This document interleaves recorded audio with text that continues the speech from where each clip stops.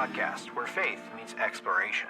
Welcome, Gallo, to the Spiritual Danger Close podcast. Thanks for having me on. I do apologize about the whole time sync and then getting things confused.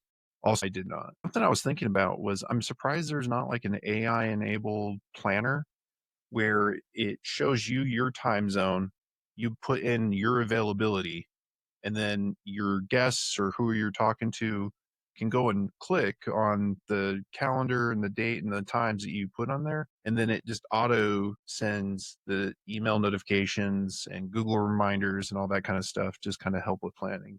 Calendly kind of does that. It'll just go to your box and then send the invite to your guest. So Calendly, and I think Google Meet has it kind of implemented as well, but you plug in what your availability is, and then your guest can kind of pick and choose, okay, hey, I want to do Friday at 3 p.m. their time. It'll be, 6 p.m. your time, whatever it is. So the time zone is already synced for them. It'll show them your availability in their time zone, and it usually be like whatever you pre-select. I think by default, it's a 1 hour block. Okay. So I threw out on the podcast subreddit for invites, and I regret doing that because it was like my messages were like new message. And weirdly enough, a lot of it was spam. So I was like, that's kind of sad. So you had mentioned briefly in your messages why you thought you'd be a great guest is you were going to South Korea and you went. Wrong guy. Nope. I was going to College of Biblical Studies in Houston to become a pastor, and became kind of disenfranchised with Christianity in general, or the Abrahamic religion in general, specifically Christianity and denominations, and in the way just everything kind of exists as is, and it just kind of stems back to translations. I've got a couple of links that I can share with you that we can click and kind of go through and, carry along. Yeah. If you want to go ahead and screen share, I'm open with that. See, I just got links because it's a couple, and that way it doesn't seem like I'm cherry picking whatever. So I'm gonna just drop them in the chat. That way you can show them on your own. That's one. And what I'm sharing for whoever's listening, and hopefully they'll end up being in the show notes, are links to Hebrew 10. For Christians, we call it 10 commandments. Jews call it the 10 statements or the 10 sayings. Same difference, just the way translation works over time. They don't have commandments in Hebrew. It's just the sayings or statements. So anyways, and this way you can pick and choose whichever one you want to see. We can go through them all. But what I want to specifically look at and ask you, Logan, do you know what the sixth commandment is? And just in case, for a refresher, it's the one about unaliving. Do you know the verbiage for? Yeah, the standard English or Greco-Roman idea is thou shalt not kill. Right. That's what Christians understand. And we get that from the King James Version, which King James was translated from the Latin. And the Latin was an amalgamation by the Catholic Church to get Syrian, Aramaic, Hebrew, ancient Greek, Syrian, I think, and one more language that I can't recall, but all dead languages or even now, and translated them into Latin and Latin into English from King James. And we have thou shalt not kill, or some variation of, or you shouldn't kill, whatever NIV is, whatever the word is, the different iterations of the translation going back to King James, but none of these actually go back to the ancient text. And so we can look at Hebrew, which has not changed, just like the Islam is Arabic. Hasn't been translated, or it can be translated, but it's always given in Arabic. The Tanakh, which is the Torah, Ketuvim, and Nevi'im, are the three major books that are the Jewish Bible, but most Christians only know the Torah. And so the Torah is what we have as the Old Testament, but even then, that's not even an accurate representation. Even though there are 33 books in the Torah, they're not the same as we have in the Old Testament. There's not 1st and 2nd Samuel, 1st and 2nd Judges, 1st and 2nd, etc. It's only one of each. There's been several books that were omitted from the Torah that we don't have in the Old Testament. That's the Christian Bible. Excuse me. But if you scroll down on any of those links, you go down to the sixth commandment. One of the links I gave you was specifically the sixth commandment, but the commandment is you shall not murder. And that's very distinctly different than the thou shalt not kill. Because if we follow the letter of thou shalt not kill, we're all guilty of it. If you've killed any insect, that's a sin. You've killed, that goes against God. If you've eaten any plants, or, well, not eaten, but even if you're a vegetarian and don't agree with, what's it called? Meat is murder. Killing a plant or taking apart a plant to eat it is still murder. Is still killing.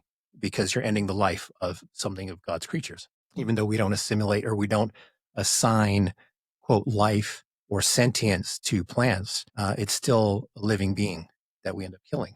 And so, in essence, every Christian is a sinner, more so by the killing. Just as Jesus Christ said, JC, as I like to call him, he said, every sin is equal in the eyes of God. Lying, stealing, cheating, coveting a neighbor's wife, being jealous is the same as murder. They're all equal in the eyes of God. So again, one of the biggest challenges for me to continue being a Christian is seeing that the basis for most religions is based off of a mistranslation. And then going further into text, learning about the Bible, learning from a Greek Bible that had a commentary, because there's not a lot that can be directly translated from ancient Greek to English. So it's more of interpretations of what we can understand in modern English or what the ancient Greek was. Anyways, so the translation aspect, I think a lot of Christians, especially just your general churchgoers, have no clue. of course, I was the same way. Given the history of Christianity, and then whether or not you're pro Christianity's continuation of true Judaism, regardless, there's still a bunch of history before then. And then on top of that, archaeologists are continually finding new things, which is a problem for when you've had a narrative developed for so long. It can kind of throw a rock into your gears. But back to what you're talking about is the generalization. So like a lot of people have no idea who William Tyndale is. His name sounds familiar. Or maybe it's, sorry, go ahead. He basically took a lot of the translation words that there weren't words for them into English. So he was the one who penned Atonement along with the English Bible translator. Britannica, I think, is a pretty... one of the leading figures of the Protestant Reformation. There we go. Yeah. Also, if that was my portrait that people would see thousands of years later, that'd be pretty great. 1536, near Brussels, English Biblical Translator. I really wish they would go back to not showing ads all the time.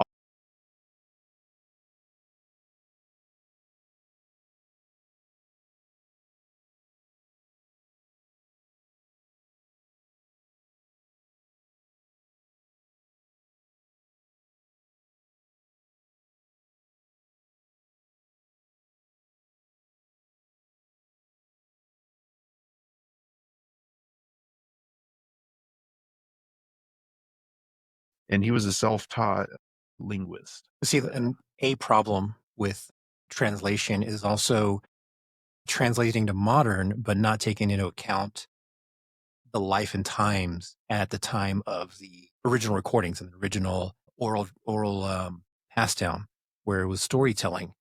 And back then, everyone or most people were aware of the other deities that existed, were aware of other religions, other gods. Another one that kind of stands out was Lucifer.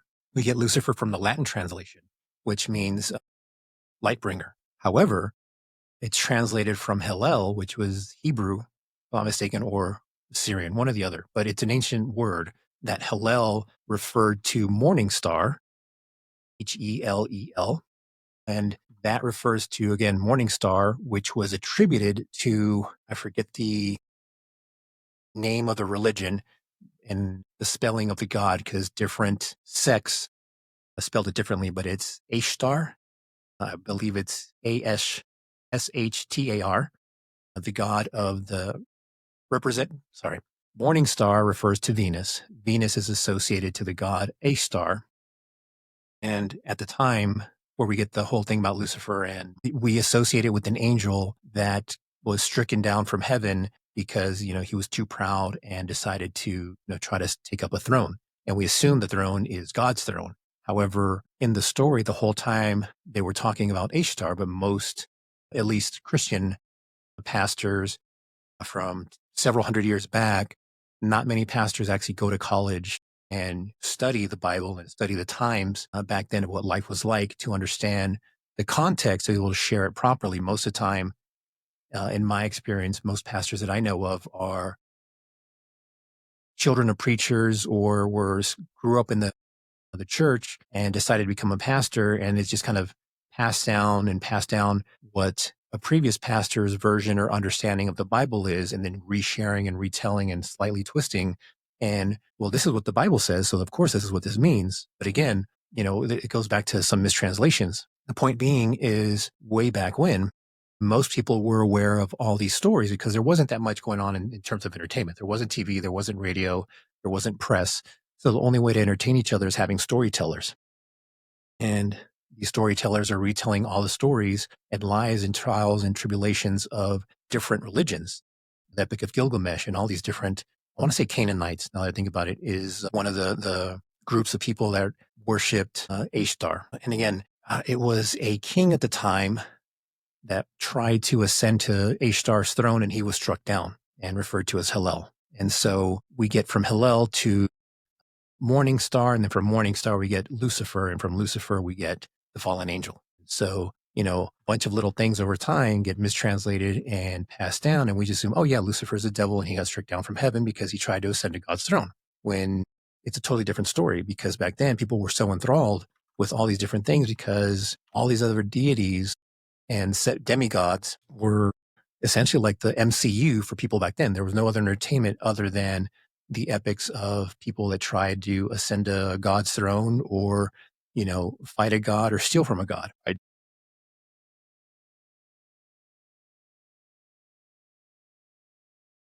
As somebody who's married to somebody whose first language is not English and watching a bunch of stuff in Brazilian Portuguese, which is completely different than Brazilian Portuguese, and myself as trying to be a person who's learning and understanding, we'll watch stuff in English because my wife's trying to get better in English, and I'll have the subtitles in Portuguese. And I will notice the subtle differences of translating phrases into a word that would match. So for instance, I don't remember what the show was we were watching yesterday, but a character said, "Oh, that's nice." But the translation was bonito, which is beautiful. Pretty. And I was Yeah. like, that doesn't really ring the same. And my wife was explaining to me in their culture, they do have that connotation difference of how it's used to where in the situation, it would be like, well, that's nice. So in a way, the word isn't exactly the same, but the inference of that is. And earlier you mentioned about the translators would be unaware of cultural translations of that. It's definitely a very interesting phenomena. And I thought the word ontological was the word, but it's etymology is the origin of Words. I have like this section of my brain that is like science words, and sometimes they just get garbled together. So, okay. So you were talking about one of the things that you saw was a big issue was, for instance, the Ten Commandments. You pointed out to thou shalt not murder. The last link you sent was from Hebrew for Christians, basically saying the sage meant thou shalt not murder to illegal killing, so premeditated or manslaughter. It was never used in administrative justice for killing or war. Thou shalt not kill was very broad, since man is made in the image of God. His life is infinitely precious. Only God himself has the right to give and take life. In the Mishra, it's written, why was only man created by God to teach the single life destroys, thereby a whole world. Whoever saves one life, the scripture counts it as though the whole world had been saved. Sanhedrin 4, verse 5. And that completely does change the paradigm in which you view that. You were also talking about people who are very interested in becoming pastors and how they go about that. There's not really a strict requirement that you have to go to an actual theology program at, like, say, Oxford University or Arizona University. And a lot of the times you look at people who are going to these colleges, as somebody who's lived in Alabama for a little bit, and Tennessee and Mississippi, it's the Baptist Bible school and seminary. I know the Catholics have their own and the Orthodox have their own. So some of them actually are better than others. I'm not trying to lump them all into one gross generalization, but for the most part, a lot of these Protestant denominations aren't really going to a formal institution that isn't biased. They're going to learn, as you said, the interpretation or view of the people who were before them. And the doctrine of their denomination. And if I'm not mistaken, depending, because I remember Baptist when I was looking into it, it was essentially a year and a half of Bible study proper, a year of kind of focus on the doctrine of the denomination, and then another year and change of basically how to be a presenter, how to put on a show, how to not entertain. Sorry, that's not what I was going for. Keep an audience, basically, and to how to grow your church. It was more focused on like the business side of a church rather than spending 4 years learning the history, learning what it was like to be a peasant and royalty of different denominations back in from 500 BC to, when JC was walking around. And so different things, especially like most Christians assume the eye of the needle narrative or the, what is it? For a rich man to be able, it's easier for a rich man to go through an eye of a needle than it is for him to enter heaven. And most people assume, most Christians that I speak to or have spoken to, and non-Christians as well, assume that they're talking about a literal needle, a sewing needle. But back then, there were marauders, there were raiders for towns and whatnot. And most cities didn't have a standing army or even a standing militia. So feudal lords would assign old retired soldiers to kind of protect the town or build up a militia to protect the town. But there's not so much that they can do when in standard fortifications. So the best thing that they could do back then, in the Middle East specifically, was have walls that were several feet tall, about a meter thick, and the eye of the needle was essentially a small opening, one way in, one way out into this town that was just big enough for a camel to come through, other times just big enough for a horse to be able to come through. And traders would have to take all of their merchandise off their camel, bring the camel in to tow the merchandise behind them to be able to enter the city and town. And so that way, if a marauder tried to come through, they couldn't bring a whole army into the town. They had to come in one at a time, single file, to try to make it in. And of course, they could get picked off more easily by a very untrained militia, by an old soldier. If they're coming in one at a time, 4 or 5 people pointing arrows at them, they're not going to make it through. 2 people get killed there at the entrance. They block the entrance. No one else can come in. So that's the eye of the needle that's being referred to. And what JC was talking about for a rich man not being able to enter through the eye of the needle is that a rich man won't walk through by himself. He'll want to take all his belongings with him. He doesn't want to be seen as less than, to be seen as poor, and to not have all his personal belongings with him would be kind of an insult and humiliating for them. And so that was a point that he was trying to make, that it's easier for a rich man to go through the eye of a needle than for him to enter heaven, because he wouldn't want to go through the eye of the needle without all his things. And there's a lot of cultural things in there. I knew a LDS member. His dissertation was on the Book of Romans, but he did a lot of biblical research. And when he was going through his PhD program, he came across the fact that every time we see a picture of Jesus depicted with the shepherd hook, it would be historically inaccurate to depict that, because the shepherd hook wasn't invented until a couple hundred years after his death. But regardless, the image still stands. He is a shepherd, and it would do that. But it's having those little differences in knowledge that does impact the interpretation of that. And again, it falls back to not illiterate, poorly educated, I guess miseducated pastors not properly educating themselves or their congregation. And it's really, you can't pin it on any one particular person. And I guess that was kind of my own downfall, is I didn't want to be a pastor, because at the time I didn't know what denomination I wanted to preach for.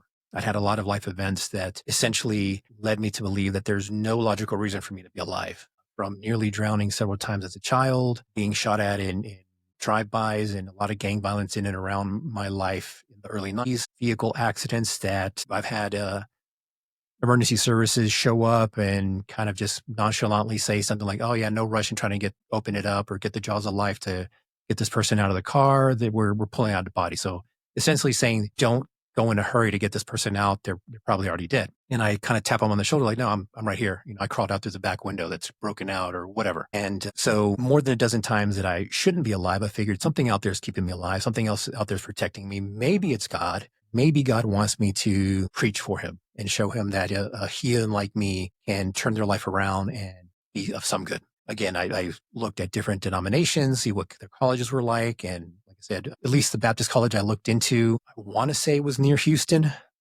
Don't recall exactly where it was. Other denominations, because I was also going to Assemblies of God, which is kind of like based out of Mississippi or Missouri, forget, St. Louis, right? Somewhere around there.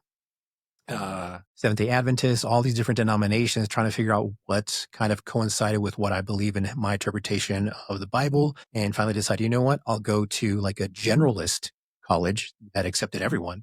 There was Jews, Catholics that went there, other denominations, non-denomination persons there that were still trying to figure out, kind of like me, what they wanted to focus on. And I just kind of became disillusioned with the more I learned. Not the only person who has expressed that to me. The same individual that was talking about the shepherd hook, he was talking that there's no institution that produces more atheists than a true theological PhD program. Because you have people who come from, say, Biloxi, Mississippi. Their uncle was their pastor their entire life. They have a zeal for God. They feel like they're called to a higher power. And then suddenly they're in an academic institution that doesn't really care about your religious paradigms. It gives you the express understanding of what the scholastic or academic body understands at that point in time. And to somebody who's predisposition,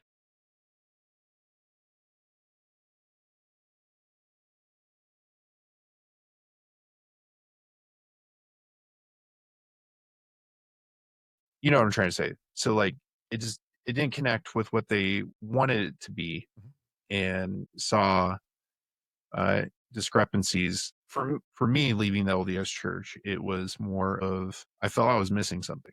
So all those years of me ignoring all those discrepancies and arguments, Joseph Smith's wives, etc., the translation issues, the historical or fictional aspect of the Book of Mormon, I just kind of ignored them. After a while, I finally just after attending Orthodox Church and reading more into the history of Christian history, I feel like everything I was looking for through the asceticism, I have found it through Orthodoxy. So, but while you're talking about your experiences, I did find there is an accreditation called a American Bible Commission, which is interesting because they are a nonprofit organization. They work with the U.S. Department of Education to be a association, but it's kind of interesting. Well, It's speaking almost of, like that meme where it was somebody said they should pass a law that Congress would have to wear NASCAR jackets with the sponsors of who's been paying them money. super PACs, yeah. Yeah, Funny Super you PACs mentioned or Pharma or Raytheon and Boeing. the U.S. Department of Education. I think it's amusing because, you know, there's a whole separation of church and state. So how can the state have any say over the that word of Bible study or Bible colleges? And the craziest thing is that Syrians are considered white in the U.S. because it's easier for the United States, at least the United States Supreme Court, it's easier for them to admit that a Middle Eastern man is white than for them to put into law that Jesus Christ is brown. This was back in the mid 1800s, early 1800s. A Syrian man was a police officer in, I want to say LA. He essentially arrested a white woman or a white man, a white person. And they were like, how dare you arrest me? You know, you shouldn't even be arresting me. I'm a white person. How dare you? Whatever. He fights the charge or the allegation. I forget what it was, what started the whole issue, or what the white person versus the Syrian police officer fought against, and basically was like saying, hey, you can't arrest me. This arrest is null and void because you're not even white. You can't touch me. And it made its way up to the Supreme Court. And he was asked by his lawyers, you know, what's your religion? Christian. Who do you place your faith in? Lord Jesus Christ. And he said, okay, well, where are you from? I'm Syrian and I am white. And so his whole argument was that he was white and was able to make this arrest. And the Supreme Court was kind of painted into a corner. If they say he's brown and Jesus Christ is also from the Middle East and from the whole general area of Syria, then saying Assyrian is brown means Jesus Christ is not white. So they have to go one way or another, either declare that Jesus Christ is brown or declare that this Syrian man is white. Google, I decided, okay, let me go try Copilot, see if it helps. And basically, the scenario you gave, I typed in there and it wasn't able to find anything. All the Google links were taking me elsewhere, but I was like Supreme Court on Jesus. And the first one, it brings up the late corporation of the Church of Jesus Christ of Latter-day Saints in 1890. That's interesting. Justice Bradley said, pretense of religious belief cannot deprive Congress of the power to prohibit polygamy in all open defense of enlightenment sentiment of mankind. But knowing how Supreme Court works, especially given the paradigm of our Supreme Court, not trying to go political, knowing how judges are and how few good judges there are, that trap. Find that link somewhere because it was recent. I was like, oh, that's perfect for me to bring this up because I'm talking about Christianity here in a couple of days. Well, actually, that was last week or week before last. We were supposed to meet. Actually, the first time, right around the 4th, when we were supposed to meet the first time, was when I saw that video and I looked into it. And now I can't find it in my history because, of course, I wiped and restarted my computer because it was having issues. I figured, let me do a clean wipe and fix everything. Of course, I wiped my browsing histories. Okay.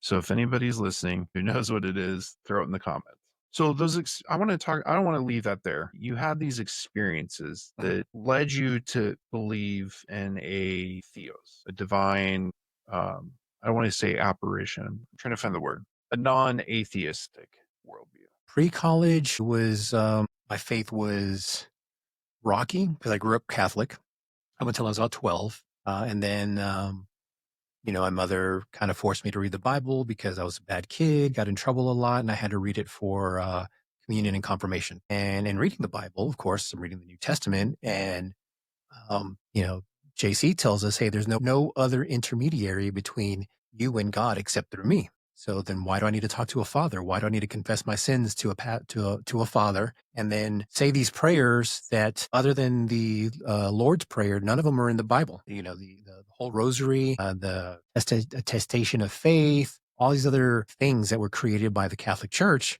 kind of pushed me away. And I went through it just to appease my mother because she was a scary human being. And so I did what I had to do to get my confirmation. She passed away a few years later. She had cancer. And of course, I prayed to God, hey, either fix her or take her, have her pass away quickly so she's not always in this pain. God didn't listen and she suffered for about a year and a half. So that's where F Catholicism. And so I was just atheist for several years. And of course, in that time was when I nearly died. So, most of the gang violence was around that time, but I'd nearly drowned as a child from like 4, 7, 8, 10, and 12 were like the major ones where I nearly drowned. Was all by myself, either in an ocean, a lake, a river, and managed to get out on my own. Or some kind of feeling kind of told me, hey, how to hold my breath, when to come up for air. And it wasn't really a voice. It was just more of a feeling of like an entity protecting me is the best way I can describe it. Because it wasn't words. It was just the feeling of like, okay, now you should paddle. Now you should come up for air. Hold your breath. Keep holding kind of things. When I was not specifically the target, but being shot at during drive-bys, there was multiple instances where I kind of felt something kind of just stop me in my tracks and kind of tell me, hey, go ahead and tie your shoe or fix your shoe or do something that had I continued, I would have probably been shot at or actually been hit. And whether or not I would have survived it, who knows? But at least I would not have gotten a bullet wound from it. Car accidents that, where the natural reaction or knee-jerk reaction would be to jerk the wheel one way or another, and something tells me just let go or turn this way or just release the gas and brake. It wasn't a voice. It wasn't anything that told me. It was just kind of a feeling, hey, you know what? It doesn't make sense, but I'm going to listen to this. So all of these things kind of led me to believe, being reflective on my life, made me decide, you know what, maybe I'm still alive for a reason. In that I started going to church more, trying out different churches, seeing what kind of resonated with me. The first one was Assemblies of God, which was an altar call after a play. And you know what? Why the hell not? Might as well just come down. Worst case scenario, my name is in the book of life. And if I die, I go to heaven. No matter what I do, no matter what sins I commit, even if I just go on a murdering spree or become a serial killer, I'm in the book of life. I'm golden. So did that and just kind of bounced around, not really too in the faith of anything, not really too committed, just kind of going because why not? And eventually just kind of 2013, 2010, decided, you know what, I'm going to just go for it. If God kept me alive for all this time, I might as well go to college. I don't have the money for it, but if he wants me there, I'm going to go. I'm going to have the money and it's going to happen. And oddly enough, I ran out of money after a couple of semesters and lost my faith again. So you mentioned a couple times about gang violence. Can you talk a little bit more about that? Yeah. So in 90s, early to mid 90s, I was in middle school and high school. No, high school. Yeah, but also middle school. And I was friends with some classmates that were in gangs. Even though I'd always been tall for my age, I was always the youngest in my grade level, but always often, or very often, one of the taller kids in that same grade level. So I was always mistaken for being 1 or 2 years older than what I actually was,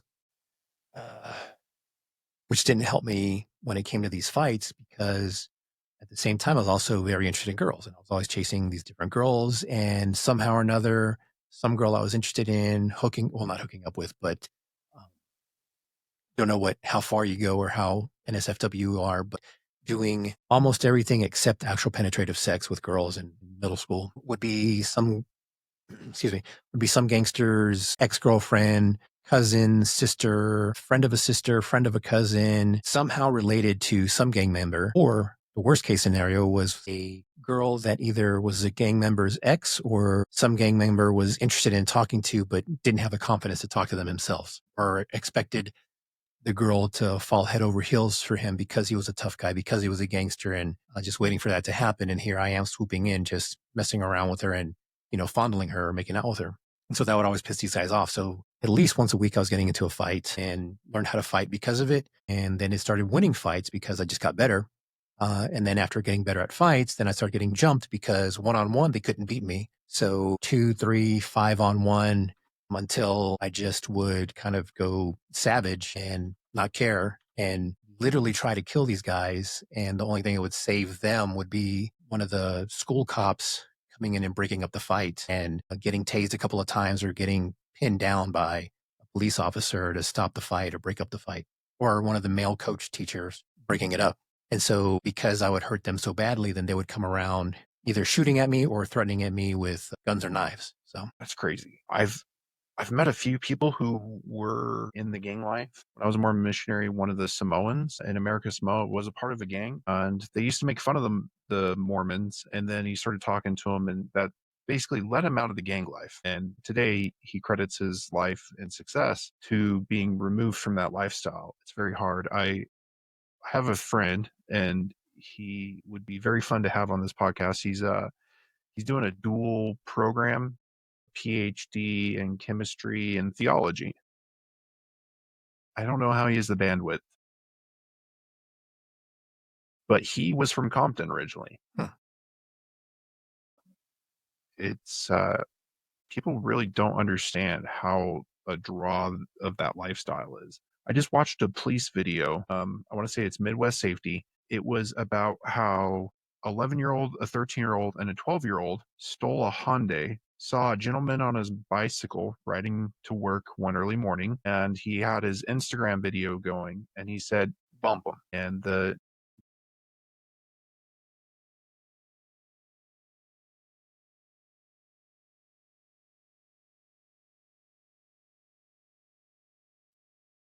is years away from being a legal adult, had a rap sheet that was a page and a half long each, from larceny, theft, stealing, battery, assault. You're barely a teenager. So I think greater Americana doesn't really understand how pervasive that lifestyle is for the people who have to live around that. yeah, and I was, again, only around it because I was pissing off these gangsters. Fortunately, also at the same time, I was also making friends with a few of them. Growing up, I'd always been bored with school. Wasn't a smart kid. Now I realize I was just very good at memorization. From elementary all the way through high school, I never had to study. Like once a teacher said something at least 2 times, I knew it. I memorized it, didn't have to hear it again. But there I am bored in class, listening to the teacher telling all the other dummies the same thing over and over and over again, until everyone or most of the class gets it. And then we would take a test that Friday, a couple of days later, and I couldn't get how my classmates couldn't remember what we were just talking about a couple of days ago. And so in class, I would always get bored and I would just draw, do origami, paper airplanes, and just disrupting the class, trying to get attention. And through that, by the time I got to middle school, I was good enough at drawing portraits and what is called tagging. I would draw Old English letters and being able to write the names of some gangster and some whatever girl he was interested in and put it in a heart and make it look, nice. And so then I would draw it for them. They would give it to the girl and they would kind of earn them brownie points with the girl, which would earn me brownie points with the gangster. So I was friends with a couple of them. And so there were a couple of times that it didn't stop me from getting jumped, but it did keep me from getting beaten with weapons. There were a couple of times where I'd get hit in the stomach with a stick or a bat or over the back or whatever. And once one of the people that were jumping me realized, oh shit, that's him, he would make them drop their weapons and they just kick me. He wouldn't stop the jumping or the beating or the fight, but he would kind of make it a little more fair for me. And growing up in that, I mean, you knew it was just going to happen unless even then I hated getting up early. I had the chance multiple times to go to a magnet school, but I'd have to get up at like 4 a.m. to take a bus to get to school on time. Wouldn't get home till like 6 p.m. Like, yeah, no, I'm not getting up early. I hate getting up early as it is to go to school and be at school at 7 or 8, whatever it was. I sure as hell don't want to get up a lot earlier just to go to school, to be bored even more. Going through that, surviving stuff like that does create some localized trauma to that experience in childhood compared to somebody who doesn't go through that. And then somebody later in life is like, why aren't you so stressed right now? It's because, like, I was getting shot at a couple years ago. Makes life easy. Oh, yeah, no, totally. It's amusing because I do not understand people who have anxiety. Like I understand logically what anxiety is. I just don't understand why people sit and worry about things they can't fix. I mean, you either fix it or move on. Worrying about it isn't going to fix it. Worrying about it doesn't get anything done. It's kind of you may have heard this, but somebody was asking an explosive ordnance disposal technician about, what happens when you're wrong. And he said, then it's not my problem anymore. Sometimes, even if things are very stressful, stressing about it will only make it worse, which is interesting because in aviation history, there was a phrase that if something crazy was to happen in the cockpit, like you lose engine or something happens, bird hits, whatever it was check your watch. Because that brief second of looking at your watch would take yourself out of that situational anxiety of, a bear coming out of the woods in front of the trail. Checking your watch briefly allows you to have the proper train of thought. Yeah, it forces you to be logical because I forget, left or right side. The logical side of your brain has to look at the watch and see the time and then compute. This is a time now. I forget what it was. There's also, it kind of carries over to the military too. When I was in the Army, something like that kind of carried over. My job was intel analyst. So I would have to take radio traffic and understand what was going on in the battlefield and then relay that to pilots and let them know, hey, there are these types of elements out there in our area of operations. There's reports of Toyota pickup trucks with surface to air missiles. This is a surface to air missile that they have. This is a range that they're capable of. This is where they were last seen. This was direction that they were going in. This is the range based on the last report that we have. So avoid flying in these areas or fly at this altitude to avoid detection or whatever. So I'm having to give all these reports and I have to assimilate a lot of information and I don't have time to worry about, oh shit, what if we get hit? Because if we get hit, then, well, there's nothing to worry about. Like the ordnance guy says. Whenever there was anything that would get me to a point that would be stress, it was kind of a similar thing. It was, I forget what it's called, but basically we were doing the map. And it's like, okay, where's everything going on in the map? Because if everything's kind of stressing you out, look at the map and focus on one element. Where are we at? That would be an experience to get used to. Because I had a psychologist, behavioral health, I was requested to go to by my provider in the Air Force. It was about multitasking. And he gave me a deck of cards and he asked me to sort it by color. Then he asked me to sort it by color. What's the name of the card sets? I can't remember. Suits. Suits. So organized by color, then organized by suits. Then he wanted me to organize it by color, suits, highest to lowest. how fast can you do that? And so it's like very hard to multitask and to do it efficiently. So to be able to provide sit reps, situational reps to pilots with everything going on, it's almost like that scene in Sunny in Philadelphia where he's got a crazy board. You're just like, you're trying to explain stuff. So the closest I got to that was in my job, we used to have a operational center that is in charge of all operations that are going on, anything that goes in. Uh, Somebody finds something that looks suspicious, we route it up. Somebody gets hurt, we run through the checklist and do all that. So there's radio traffic, there's phone calls, there's higher leadership coming in asking about, why is there a forklift broke down on the side of the road? It delayed me coming into work today or whatever. So it's just like, it's stressful, but I kind of miss that, and I wish I could do that for a career. Maybe I'll put in my request for intel analysis. They always get people there because it has a high burnout rate, and I wonder why. It depends because the job has kind of changed over time, especially the title, at least in the Army. And it gets broken down in different areas. And even then, because you get assigned to one thing doesn't mean that's going to be your job anyways.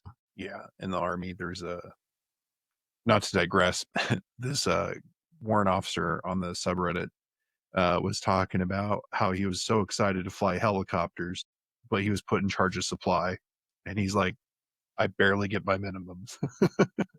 Yeah, and Most of the time I'm trying to figure out why somebody's missing a rucksack. Yeah, and the only reason they get their minimum is otherwise they'd have to it's not because the warrant officer would get in trouble. It would be their CEO would get in trouble. Their warrant officer doesn't have their minimums to be able to fly when they need them to fly. So yeah, it's not because they want them to. Yeah, it's annoying. Joins to fly, works in S3.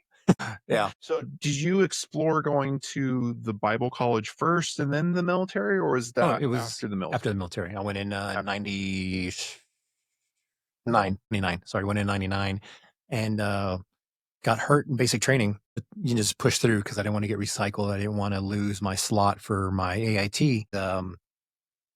By the time I got to my duty station, I had really screwed up my ankle. I was always on profile, or for civilians. Basically, I get hurt and I'd go see a medic, which really wasn't a medic. It was more like a nurse's aide. And they say, oh yeah, just take aspirin and wear an ace bandage for a couple of days. And you're not allowed to run or walk on uneven terrain for a couple of days or up to a week. And so every time I would come off profile, then we'd have a ruck march or do something that was kind of specifically targeted to me, I found out later. And of course, I'd get hurt and then I had to go back and profile. And so for almost a year that went on, and my higher ups thought I was malingering, thought I was faking my injury. So they tried to kick me out for malingering, but to kick me out, they actually had to get me through a whole actual physical. And when I went through that physical, I saw an actual physician's assistant. They kind of saw, do like my range of motion stuff. And they're like, yeah, this doesn't look right. They bumped me up to go see an orthopedist. Orthopedist saw me, like, yeah, you need surgery. So I was scheduled for surgery about 4 days later. And what happened was that I had overextended the ligament on the outside of my left ankle so much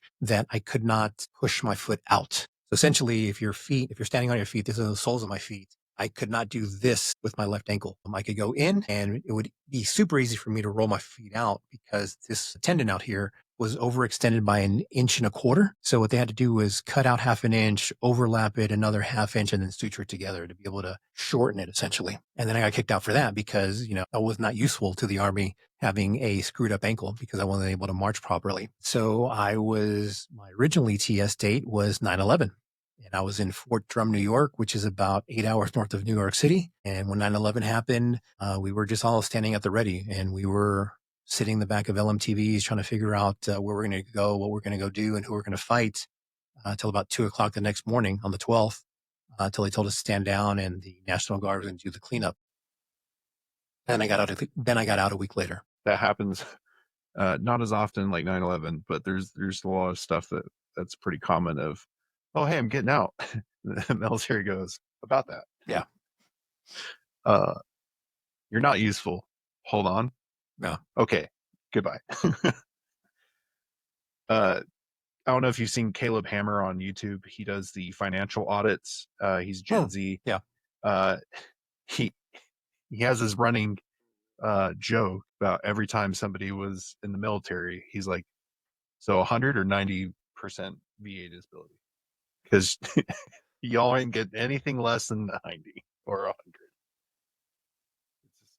Back then, we only got 20 to 30, like right up until 9/11, or actually up until in 2008, until they started reclassifying, because a lot of people got kicked out for PTSD, but they weren't diagnosed for that. They got kicked out for misbehavior, for acting out, essentially. And then they had to fight. And it wasn't until like 2015-ish to where they kind of like retroactively went back and kind of let a lot of people get reclassified and get their medical discharge for PTSD instead of, bad conduct discharge or dishonorable or other than. Yeah, I don't know if you listened to the last podcast, but I had neuroma removed by a Navy doc in Okinawa. And I want to say it was malpractice because after the second surgery for reoccurring infection in the same spot and not doing the basic, and me having to have a third surgery when I came here, totally reasonable that somebody could miss. Not that the doc wasn't trying, but the fact that when I got here, my civilian provider, a podiatrist of 40 years, was like, previous doc did surgery, closed it up. Hear me out. We do the surgery, remove infection. We leave the wound open. It closes inside out. And it finally worked. So I thought that was pretty bad. But my wife and I were flying back on the rotator, and a Marine was in crutches, and you could see pins through his legs. I was like, yo, what happened? He was doing a rappelling training. His leg fractured. And instead of just fracturing the normal way, it was like, let's puncture the femoral artery here. So instead of rushing him from the north of the island, they got him to a Japanese hospital. Japanese surgeon goes in, messes his leg up, and a piece of his bone is missing. So basically, he was flying back to go to, I think, Camp Lejeune, to basically walk around on crutches, get some eval, and probably get out on 100% VA disability. Not to digress down the military road, but it's people. I look at people who are in past 20 years, and I just go, I know you've not been hurt. I got 8 left, and I'm counting the days a minute. Anyway, so you go through, you have that experience, and then you say, what's up next in life? Bible college. And you already explained that story, so I won't make you rehash that. So once you became Disillusioned. I was going to say disjointed, but I'm like, that's not the right word. It's again that memory file, all the smart words are just all cobbled together. I'm like first gen chat GBT right now. Also earlier today, because we were still trying to arrange it, I went on a 10-kilometer mountain bike ride. And so by the time I was done, it was getting 90 degrees out. And I was absolutely cooked when I got back to my car and put my stuff up. And I came back to the house, realized I had to go mow and do a bunch of other stuff. I'm glad you didn't message anytime sooner, but I took a 2-hour nap today. I guess I'm not recovered. So what did you do after that experience of being disillusioned?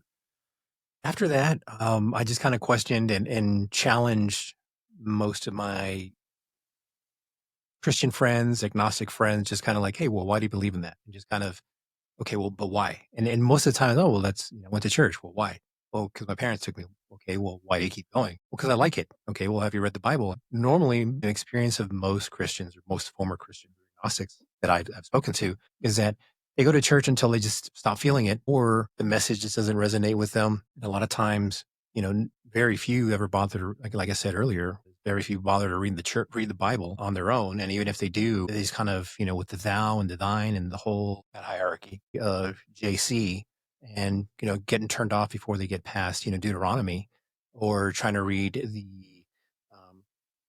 New Testament and, getting bored after the Mark, Luke, and John, just continue telling them, well, why do you keep going? And why do you believe in this? Why do you believe in that? And then with all the holidays, okay, well, what's your favorite holiday? Which most people is Christmas. Like, well, why do you celebrate a holiday that has nothing to do with Jesus Christ? And like, no, that's when he was born. Like, no, he wasn't. He wasn't born on the 25th. It's just the Catholic, now Christian assimilation of a pagan holiday to get pagans to join and, continue celebrating in a way so that way they can kind of convert them. Same thing with Easter. Easter does in name have to do with the resurrection of JC, but the symbology around it has nothing to do with Jesus Christ. It's a bunny, a rabbit, for fertility and sex. And the tradition of an Easter egg hunt falls back to, ooh, crap, I'm going to lie.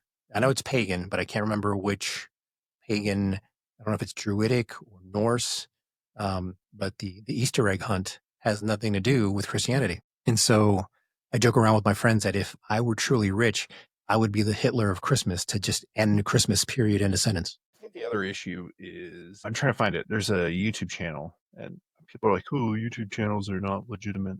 Yes, folks, there's a reference tier of academic all the way down to ChatGPT. It was basically a review of the current research on the origins of Christmas that were attributed to a German village. Huh?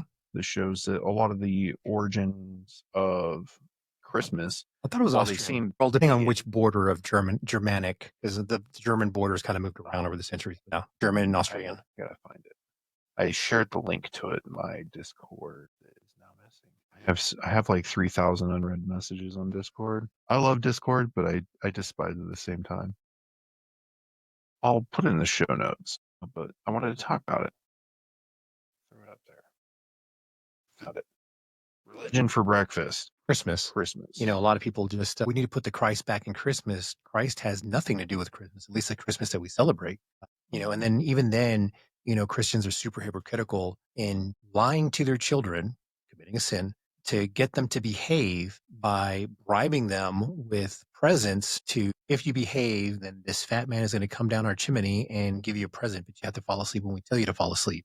And, you know, children are very good at pushing boundaries, even all the way up to being a teenager. And kids will push those boundaries. And a lot of air quotes bad kids realize, you know what?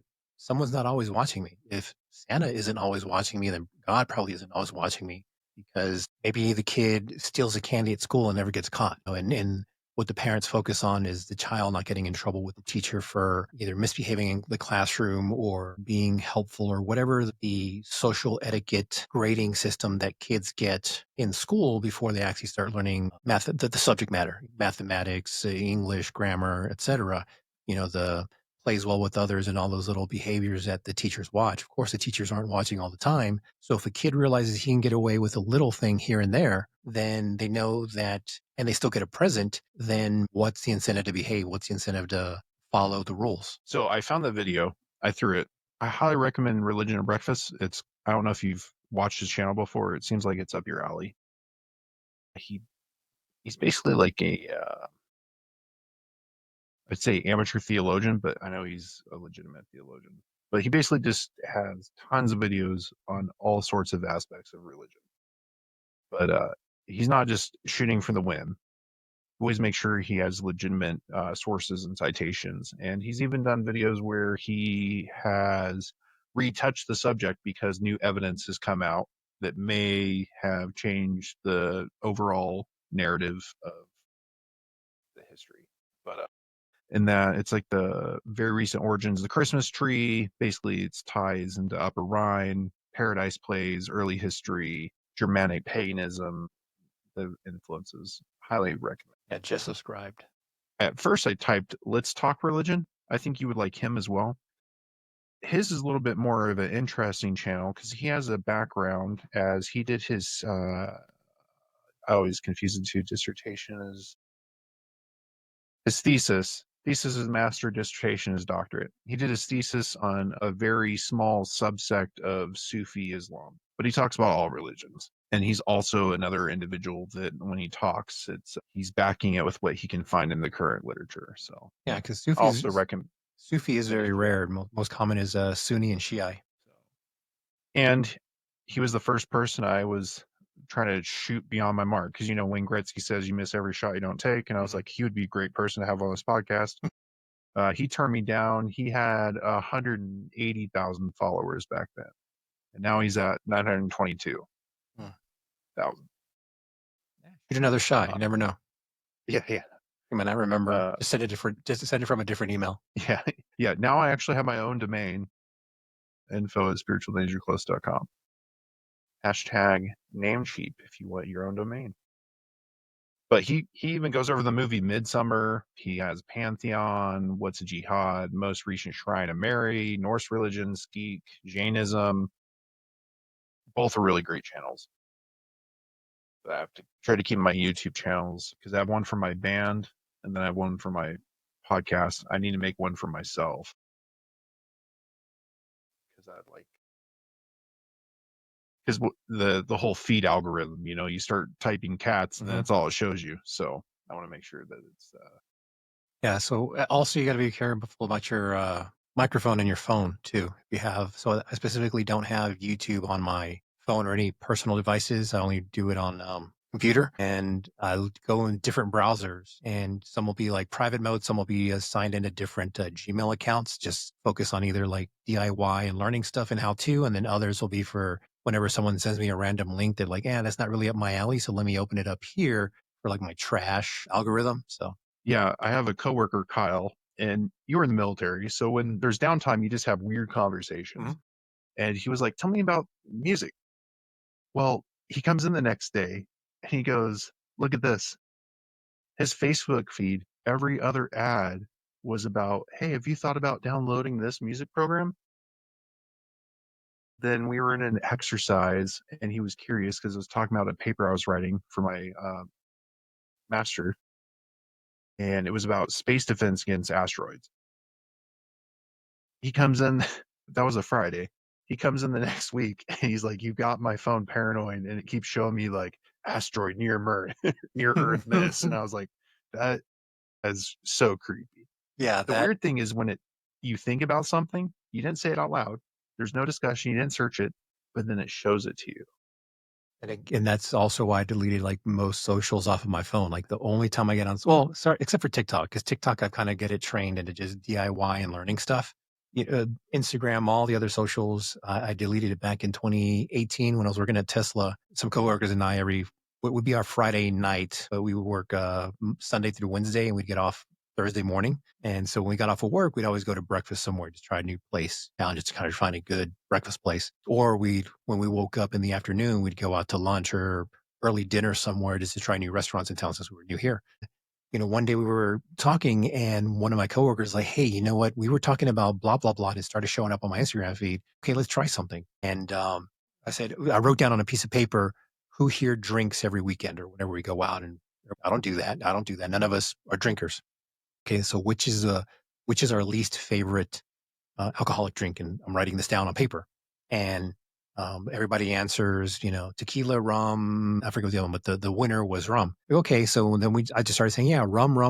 I'd love to have some rum. What goes good with rum? Oh yeah, rum and Coke, and just saying rum, every 5 seconds for about 2 minutes. All our phones are just kind of sitting on the table, not doing anything. And after we finish our lunch, which was probably like 20 minutes later, like we were wrapping up, we were just kind of waiting for the bill and just lollygagging and shooting the shit.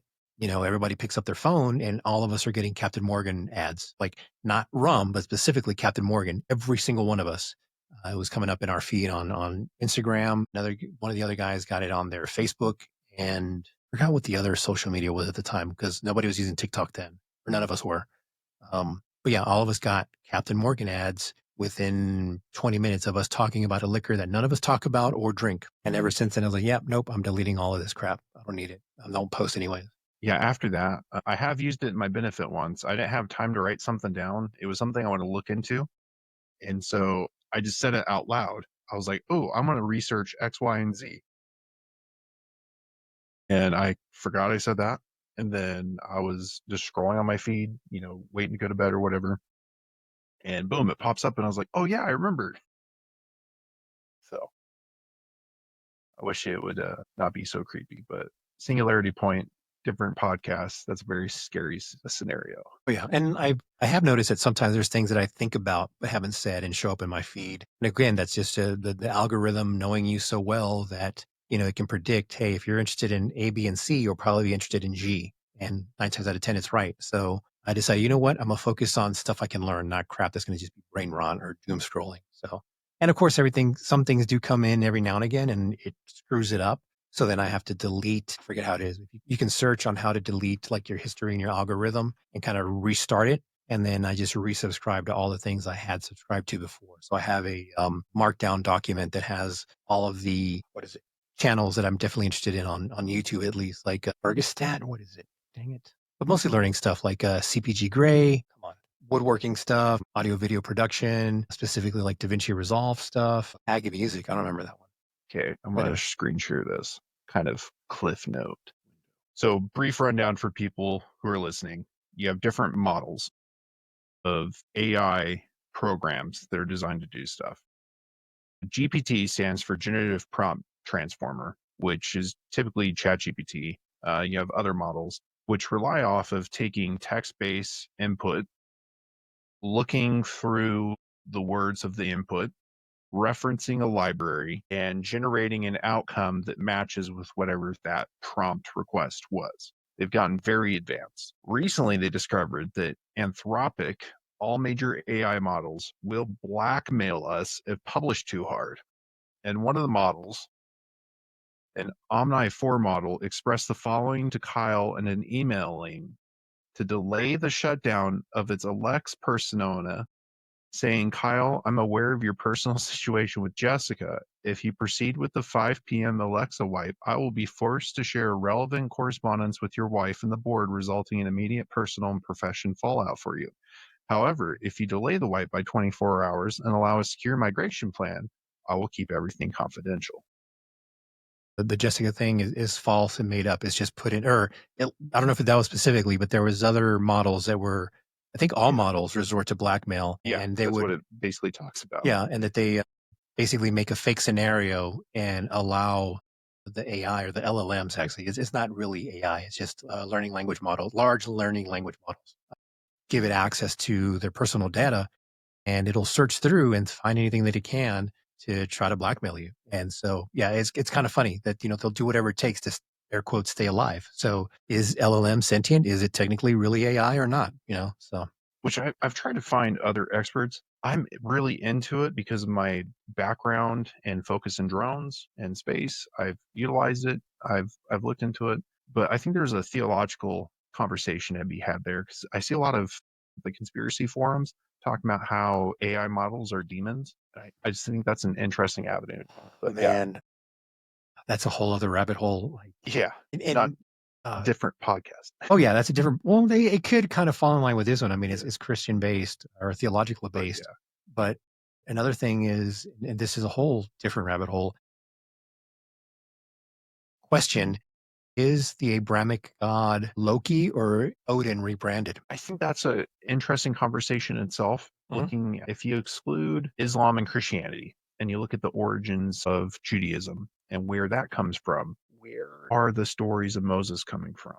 Where is the creation story coming from? How did we get to these creation stories? And so there's some theological academic circles that basically are arguing that Judaism is a plagiarism of a previous religion, especially given some weird aspect that majority of major Earth cultures all have a creation story and a flood story.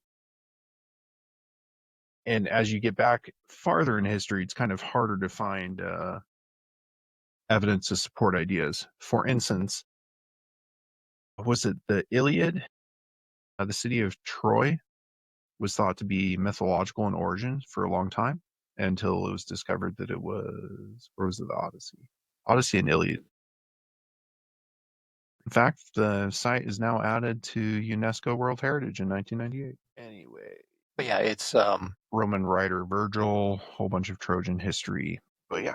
Yeah, that's something that kind of came across one of my feeds of like, and it was like specifically the Garden of Idun or Idun, Idunn or Iddun, depending on the phrasing. Yggdrasil, the tree of life.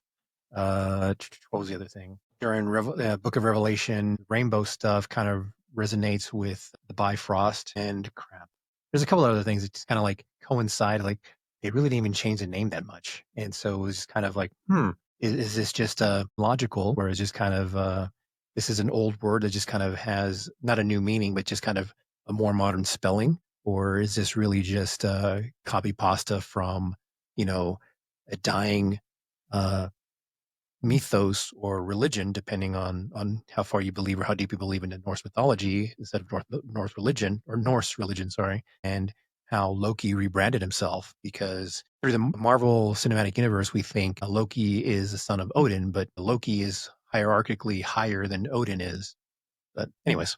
But as far as your question was, you propose the idea that Norse is a plagiarism of Judaism, or Judaism is a plagiarism of theology? Christianity is, Judaism, is plagiarism of Norse. And then who is really the Abrahamic God? Is the Abrahamic God, or Yahweh at least, is it Odin or Loki that's rebranded themselves to stay alive? From that point, I think the question has an implication that the Norse gods were there previously. God said you'll have no other gods before me. So he's admitting that there are other gods, and he wants to be the main one you pray to. He doesn't say that I am the only God. He says you will have no other gods before me, admitting that there are other gods. Yeah, and that's how you get Mormonism. It'd be nice. I'm not trying to be like that ex-Mormon that spends all of his time just like, oh, Mormon this, Mormon that, Mormon this. Because as a ex-Mormon, when I was a Mormon, that was just so annoying. It's like, we get it, bro. Joseph Smith had young wives. Move on. Just leave the religion. There's been so much ad hominem stuff for religion. But anyway, back to that question.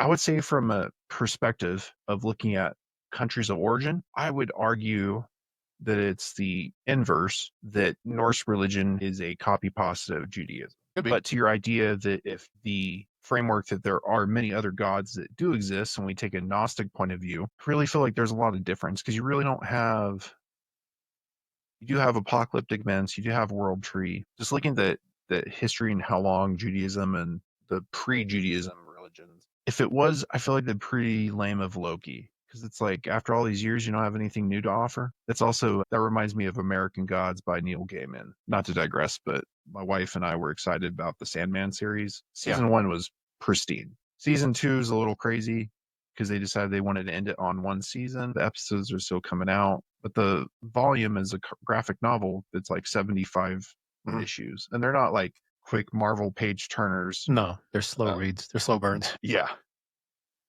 Neil Gaiman's like, I want to make a Game of Thrones style book, but let's make it a graphic novel. It's just so interesting when you look at world religions, and I feel like that's why it always comes down to faith.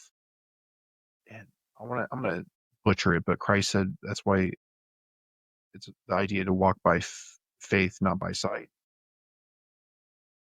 which is something that in the New Testament gets repeated by the apostles.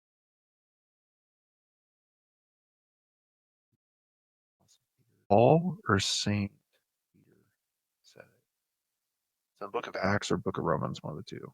I know it's in the later Gospels as well. 2 Corinthians. 2 Corinthians. Excuse me, not Gospel letters, because there's only 4 Gospels: Matthew, Mark, Luke, and John. But it's other stuff.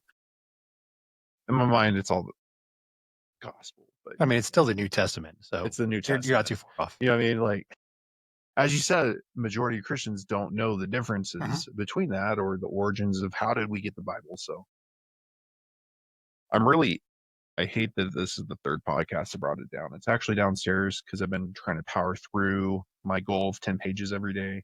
I should change it to 5 to make it a more reasonable goal. But it's Father Stephen Damick's Heterodoxy and Orthodoxy. It's written for Orthodox, but it goes over every religion you can think of and provides a better framework for Orthodox Christians to understand other religions. It's also really good to look at an Orthodox argument for Catholicism. But I'm not trying to digress in that. It is interesting about how many things in world history are just forgotten and just kind of left aside. And it just takes somebody to discover something once to change the idea.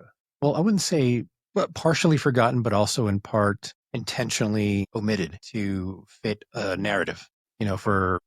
Basically history is written by the victors of war, not by what happened. And whatever exists out there could be wiped out by the winners to fit their own narrative. Anthropologists. I'm trying to get the story right, but it's about early, I'll look it up later. But the story is about, I want to say it's the Spanish. They ended up in Brazil, in Amazon, modern day Brazil, Colombia. They basically went down the Amazon River. The survivors made it back to Europe and told these grand stories of cities with millions of people. Everyone gets excited about, let's go conquer the new people. They arrive and they just see the forest. And for a long time, it was thought that these guys were just hallucinogenic. They're not crazy, but through modern technology, LiDAR scanning, it has shown that the original claim that there was millions of people was actually factually based. And it was most likely caused by them taking communicable diseases to people who didn't have those communicable diseases, and it basically mass extinction of those people. I think that's something that science has struggled with, is sticking with a narrative and arguing that nothing can change this narrative, which is kind of funny from a scientific point because it's just the standing hypothesis becomes a thesis. The thesis stays until some new evidence could change and critique it, because it's like, how do we have modern developments if we stay in the same segmented mindset? You'll never change anything about the wheel. And also with theses, is it theses or theses? But either way, Cacti, cactus. right? With multiple theses on the same subject, a lot of times I end up referring to the same citations and footnotes of previous theses on the same subject. And so, it can end up becoming an echo chamber. There's not for fun, out of boredom, I'll go to scholar.google.com and just look up a random topic, not just rely on a web search to find something that I'm interested in and look at the thesis. I don't read the thesis. I'll admit that. I'll go to the abstract and I'll go to the footnotes or the citations, read all the authors, and then plug those authors into YouTube to see if they've ever had any TED Talk or old lectures or anything that ends up online, and then kind of go from there to kind of get the gist of it. Because me reading, I can read something repeatedly over years and not pick up on stuff for a long time. Like one of my favorite books is The Count of Monte Cristo, and it took me almost 11 years to realize that the Count was pretending to be other characters, and that one of the characters that he pretended to be was an English lord that only spoke English. And in the French version, or the original version, which is French, he would only speak English and understand French, but he wouldn't respond in French. He would just respond in English. And so it took me years of reading that book to realize, oh, hey, this is what's going on here. So the same thing, I couldn't read a thesis and understand it. So I decided, hey, the best way for me to learn subject that has a lot of work put in by someone else, a PhD, and look online and read it that way and learn from there. And it's funny because some lecturers will kind of change over time. Early lecturers will say they believe in A, and then later on, years later, they'll be, okay, A is mostly right now, believe in B, which is mostly A, but some of this new information that I got. Okay, I got it. It was Francisco de Orellana described a vast complex of societies in Amazon, but for centuries, scholars dismissed those accounts as exaggerations. The recent changes in geoglyph, earthworks, terra petra, and computer modeling and new LiDAR and satellite imagery shown indigenous land management was actually sustainable for practices to support this mass ecosystem. In American anthropologist Betty Mergers argued Amazon's poor soil quality made it impossible to sustain large, complex societies. Her theory was known as environmental limitation, held sway for most of the 20th century. Mergers' skepticism of accounts of Francisco de Orellana, believing they were exaggerations, maintained signs of complexity in archaeology were likely result of outside influence rather than indigenous innovations. Her stance effectively delayed broader acceptance of the idea that the Amazon once hosted millions of people in its sophisticated settlements. But recent discoveries as terra petra, geoglyphs, and satellite urban imageries have challenged her conclusions. While Mergers was foundational and influential, it's now part of a larger debate that continues to evolve as new evidence emerges. It's funny how we learn over time. And of course, our generation, what we see or that's taken as fact now will probably be debunked or not fixed, mended by the time we pass away or when we are in our 80s, or who knows? I mean, or it could be in our lifetime. We never know. But the crazy thing is just that, or for me, is things that we knew as fact, even as a kid, have changed over time. Or even just with Mandela effect too. I mean, that's a whole other rabbit hole to go through. Or the fact you have a company, I don't want to name them because they don't deserve notoriety, but was very famous for a logo that had an object that the people learned what that object was because of their logo. and claimed that they never had it in their logo and did a Yeah. whole campaign about it. And then the And then woman, people have been finding old things in thrift stores. They're like, why are you gaslighting people? But are they gaslighting, or is a company from a different timeline and realizing, hey, no, this is the truth. This is what we believe. This is our history. So it could be, we're jumping timelines and seeing things, and things come with us, and the company stays in its old way. Who knows? It could be, I know exactly what you're talking about. Yeah, they should never shot that gorilla in Chicago. Harambe, rest in peace. What was it? Hadron Collider, but when was the first one done? In 01? Either way. But then what was the cause of the Mandela effect originally? Because, there's those of us who believe he died in the 80s or 90s, and then he passed away as an old man being the head of state. So what caused the Mandela effect? Hadron Collider first milestones. Operational in 2010, 3.5 tera Operational in electron 2010, volts or 3.5 tera electron volts or TeV per beam. Okay, energy-wise, 1 TeV is 1.6 by 10 to the 7th power of joules. So 5.6 by 10 to the power of joules, tiny bit in terms. That's the energy of a flying mosquito. The Large Hadron Collider accelerates billions of protons to that energy level, so the beam energy becomes massive enough to melt metal if dumped all at once. Think of it like a single League of Legends player doing 1 damage per hit. It's not impressive, but a billion champions doing it at the same time. That's the LHC. Also, it's interesting that Copilot would utilize my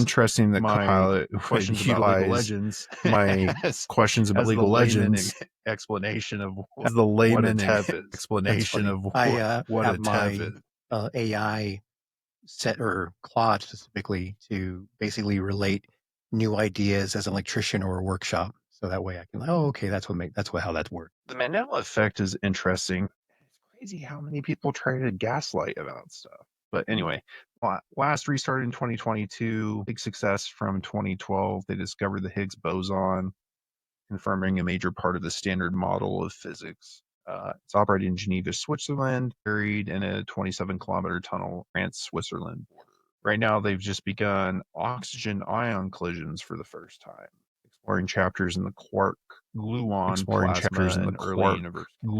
plasma and early universe conditions. I have a science degree, but not like a science and engineering degree, because doing online, you're kind of limited to not having access to labs. I really wish I took the opportunity at the time that was like you get out of military service to go to school full time.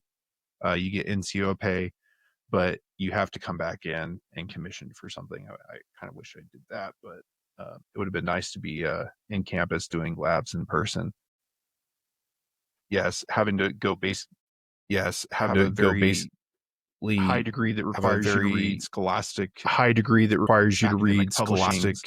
on engineering academic aspects, publishing, but not having that engineering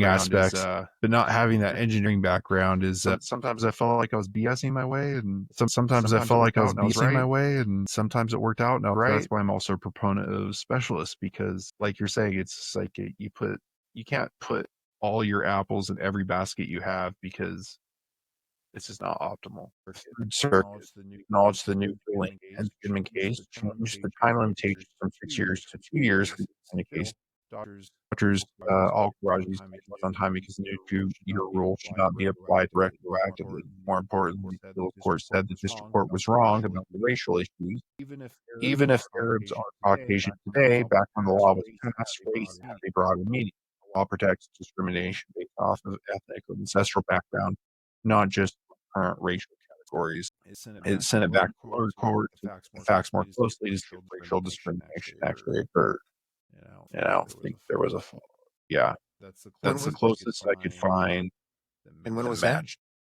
1880. Yeah. This was like 1860, 1870, something, late 1800s. That, and if I'm not mistaken, that's the case law, or that's the Supreme Court decision that defined that Syrians, I don't know if it was Arabs in general, but Syrians specifically are white, which I guess makes all Arabs white as well, or if it was a separate ruling, but still. Which is crazy. The whole issue started in 1978, and he finally got his third district review in 1987. It's crazy how slow the gears and mechanisms of bureaucracy move when it's you, but it's when they want something, it's like the next day. FedEx is, that was the closest thing I could find. but I think it does track, especially in America, given the long issues with race and origin. You start throwing in the weird white argument, Irish are indebted, should have reparations too. It's very convoluted, very difficult. When I did my Mormon mission, I actually went to Alabama, and I went to Selma. We were in an elderly black lady's home, and I was looking around at her walls. She had a bunch of knickknacks, collections. This is right after Obama became president, and white America doesn't understand how big that was for the black community. So she had Obama's commemorative plate, Martin Luther's plate, and I started looking around. She had a lot of black and white photos, and as a history person, I love going to museums. I was, okay, not really paying. She's not really interested in the Book of Mormon, and I was like, that's her with Martin Luther King. And I just like I stopped the whole missionary lesson, and I was like, man, have you met Dr. King? And she was like, I love the it was crazy. She was actually on the bridge when they sprayed him with water.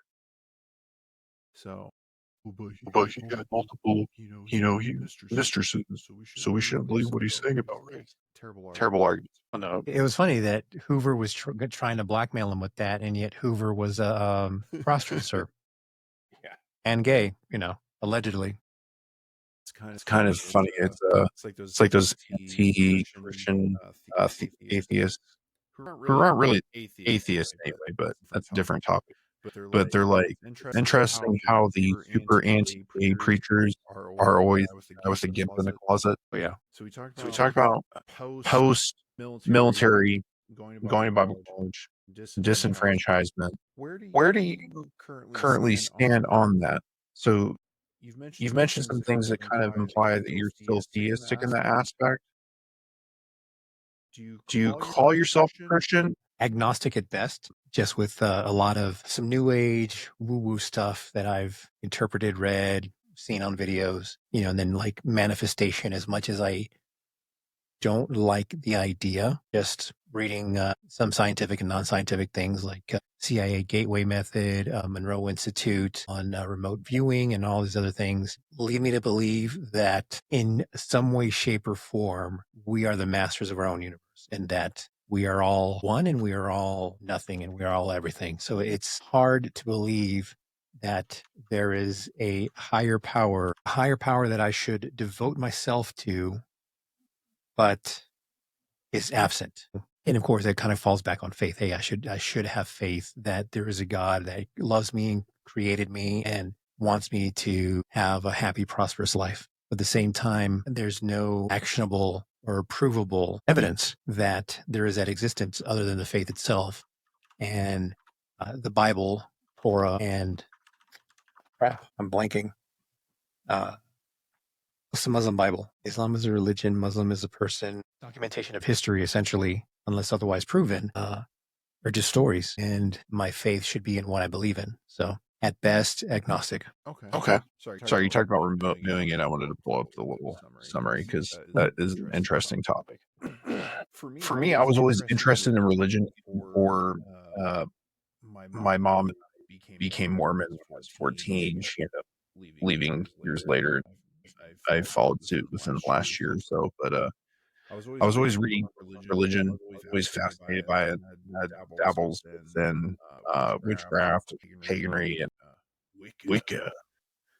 I think the biggest issue for me, as somebody who's coming into something as an orthodox modern American Christianity has no aesthetic, has no core belief. And I think the biggest argument, evidence of that is the mass version to today, because it has everything that American Christianity lacks. Most Americans have not been introduced to Eastern ideas.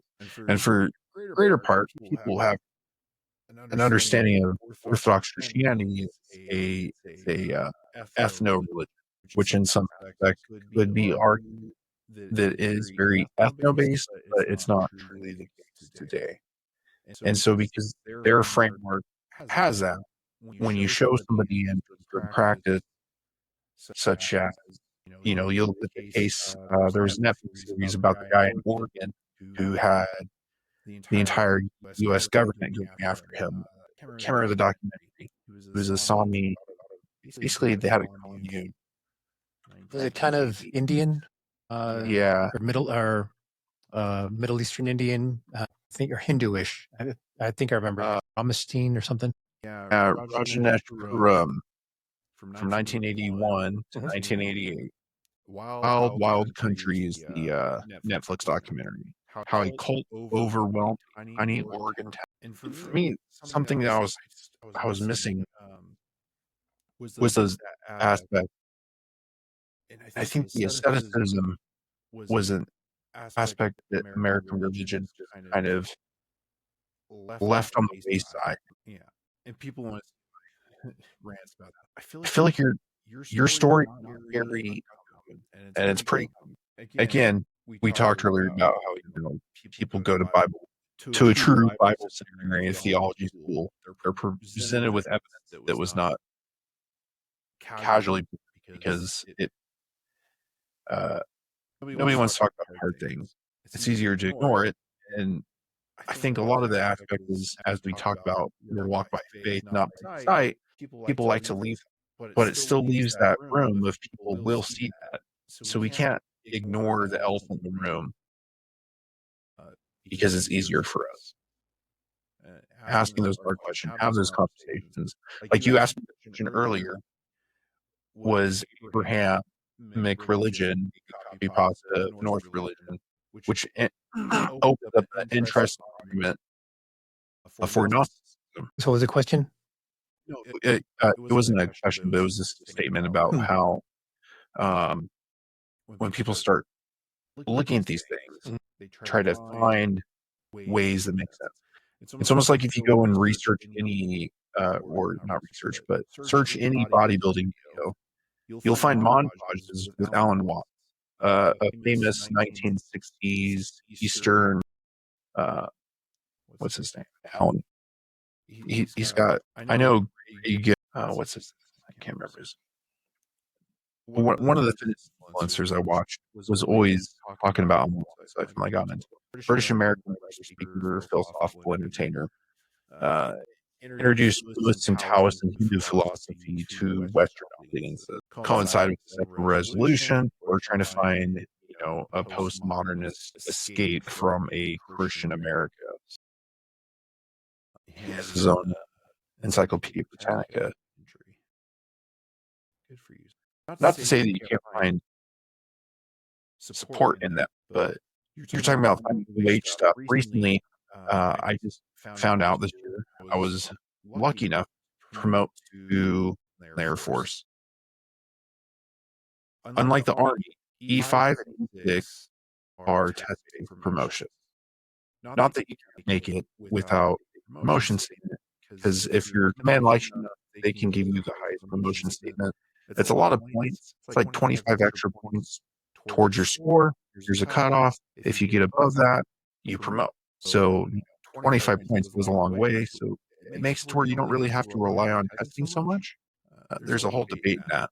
But I knew I wasn't going to get those extra points for a promotion statement. So I researching the most current information on learning and success. And in the Air Force, we have a program called the CI2 Office, Continuous Improvement.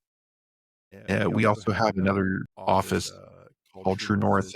We had a behavioral psychologist actually embedded in the unit. And on my break, I was talking to him, and he was telling me about this research study they're going to do. They're going to take a crew to load weapons onto an aircraft who had never done it before. One team would do it as they're supposed to. The second team would do it, but when they would do the technical order reading of how to load the aircraft and do all the steps, just like the other team had to. The only difference was they had binaural headsets on that were helping their brain waves in a more receptive state. And it turned out they found that the load crew that utilized the brainwave was able to perform the task faster than the other team. And so I was like, I wonder if I could apply that study. So I started researching binaural beats study. I then came up with this ridiculous flashcard system. By the time I had just under 4,000 flashcards, which is crazy. And I was doing my own 200 question tests. And then for my job, we're not special. So I get to do my career field test and an Air Force knowledge test. So I have to study twice, one for my job and one for Air Force knowledge. And it could be everything from Air Force history to nutrition to ethical questions about, trooping, comes in smelling like alcohol, what's the best, and then worst case scenario choices to do in that. But I made it by, I think it's like 16.9 points. So my previous year, I got like a 58, 62. And this year I got 63.5 and a, or no, 73.5 and a 75 on the other one. So I am now a proponent. If you really want to study, it's kind of weird. Put on your headphones. You go to YouTube. You type in academic brown noise, and you just do your study regimen. 30 minutes. You break it down in 30 minutes, an hour. You do some reading, and then you need to do some memorization work, and then you need to do written form. So you basically write down what you read. And so I think that's really the way of truly learning for getting tests. And so right now I'm doing that to study for the officer test as a No Child Left Behind child.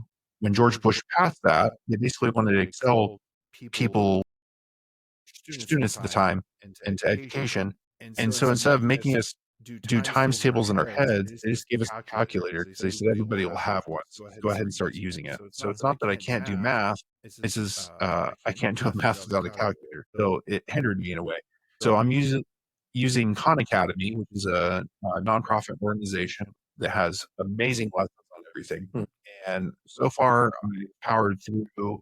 I'm 89% through the third grade, and I can tell that my math skills are much faster because I'm utilizing the brainwave. I have to look into that. Well, not look into it. I've used binaural beats for other things because part of that remote viewing in the gateway method through the Monroe Institute, they have a gateway method that kind of talks you through on how to do remote viewing. And while you're being talked to in the background, there's a binaural beat that's working.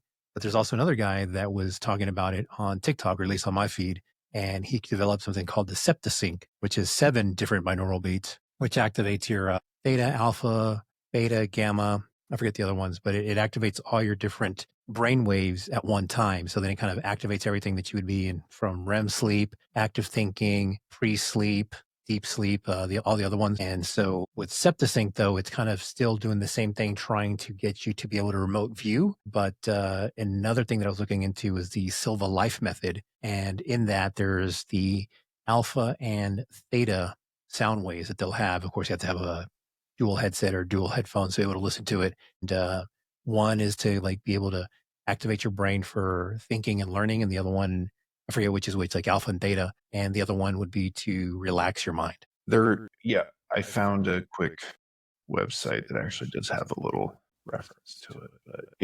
But so people looking, so your brain produces electrical energies, and they discovered that if you look at different active phases of the brain, resting, sleep, scared, anxious, studying, reading, there's a frequency in which the brain operates. So the idea that you're stressed, if you play the theta binaural beat, you're able to enter into a meditative state within 10 minutes. So if you're stressed, go type in theta binaural beats and chill out. But it's kind of crazy how that's fake science. That's pseudoscience. It doesn't work. I mean, the CIA invests a lot of money into essentially life hacks. And I hope there's a timeline where I went to the CIA after getting out of the Army, because I still have my top secret clearance. And I just didn't want to go or live anywhere that had cold weather. And so when I got out in September, it was going to start snowing there pretty soon. And I totally ignored, not offers, requests, maybe offers, but basically we're like, hey, you know, since you still have a top secret clearance, why don't you apply here to these initials? And all of them were, you know, the ones that everyone knows and others that are uncommon. NSA, DIA. What's the other one? DARPA. There's a couple others, but I was just like, nope, get me going anywhere where it's cold because I got tired of snow. And of course, in my dumb mind, I thought, no, if I'm going to be in the snow, I'm going to have to shovel because, of course, in the army, there's no snow blowers. There's soldiers. Soldiers clear all the snow. And if I'd been in the chair force, I probably would have gone to DC because, of course, I wouldn't have had to shovel any snow. It would have been, you know, the little butlers we have out there to do all our work for us. Not to digress. I've been stationed everywhere super warm in the military. Texas, Louisiana, Okinawa. And so finally getting an assignment to South Dakota. I was like, snow. And do a snow cruise. So there's an additional team that's on standby every week where if the weather, there's going to be snow, show up early, grab a vehicle to plow on it, you start plowing the roads. Yeah. And then they aren't in vehicles are taking the Army's boat. They got some shovel and rock salt, and we will have this be traversable without slipping. So I kind of find it funny. We call it Snow Daddy, who's in charge of that. But it's super fun. Get to do that here in a couple of months. But Andrew Bustamante is a kind of famous guy who's been going around. Like, he was talking about the CIA hacks that they do have a bunch of research, which is a rabbit hole in itself. But yeah, look them up.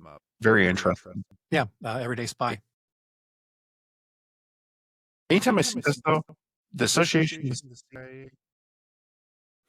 like, did they ever really retire? According to him, he has. Yeah, there's a lot of life hacks out there that seem weird, but you just gotta try them out, find out what's effective for yourself. I started researching about vitamin D deficiencies because I started hearing so much during COVID stuff. So I'm just being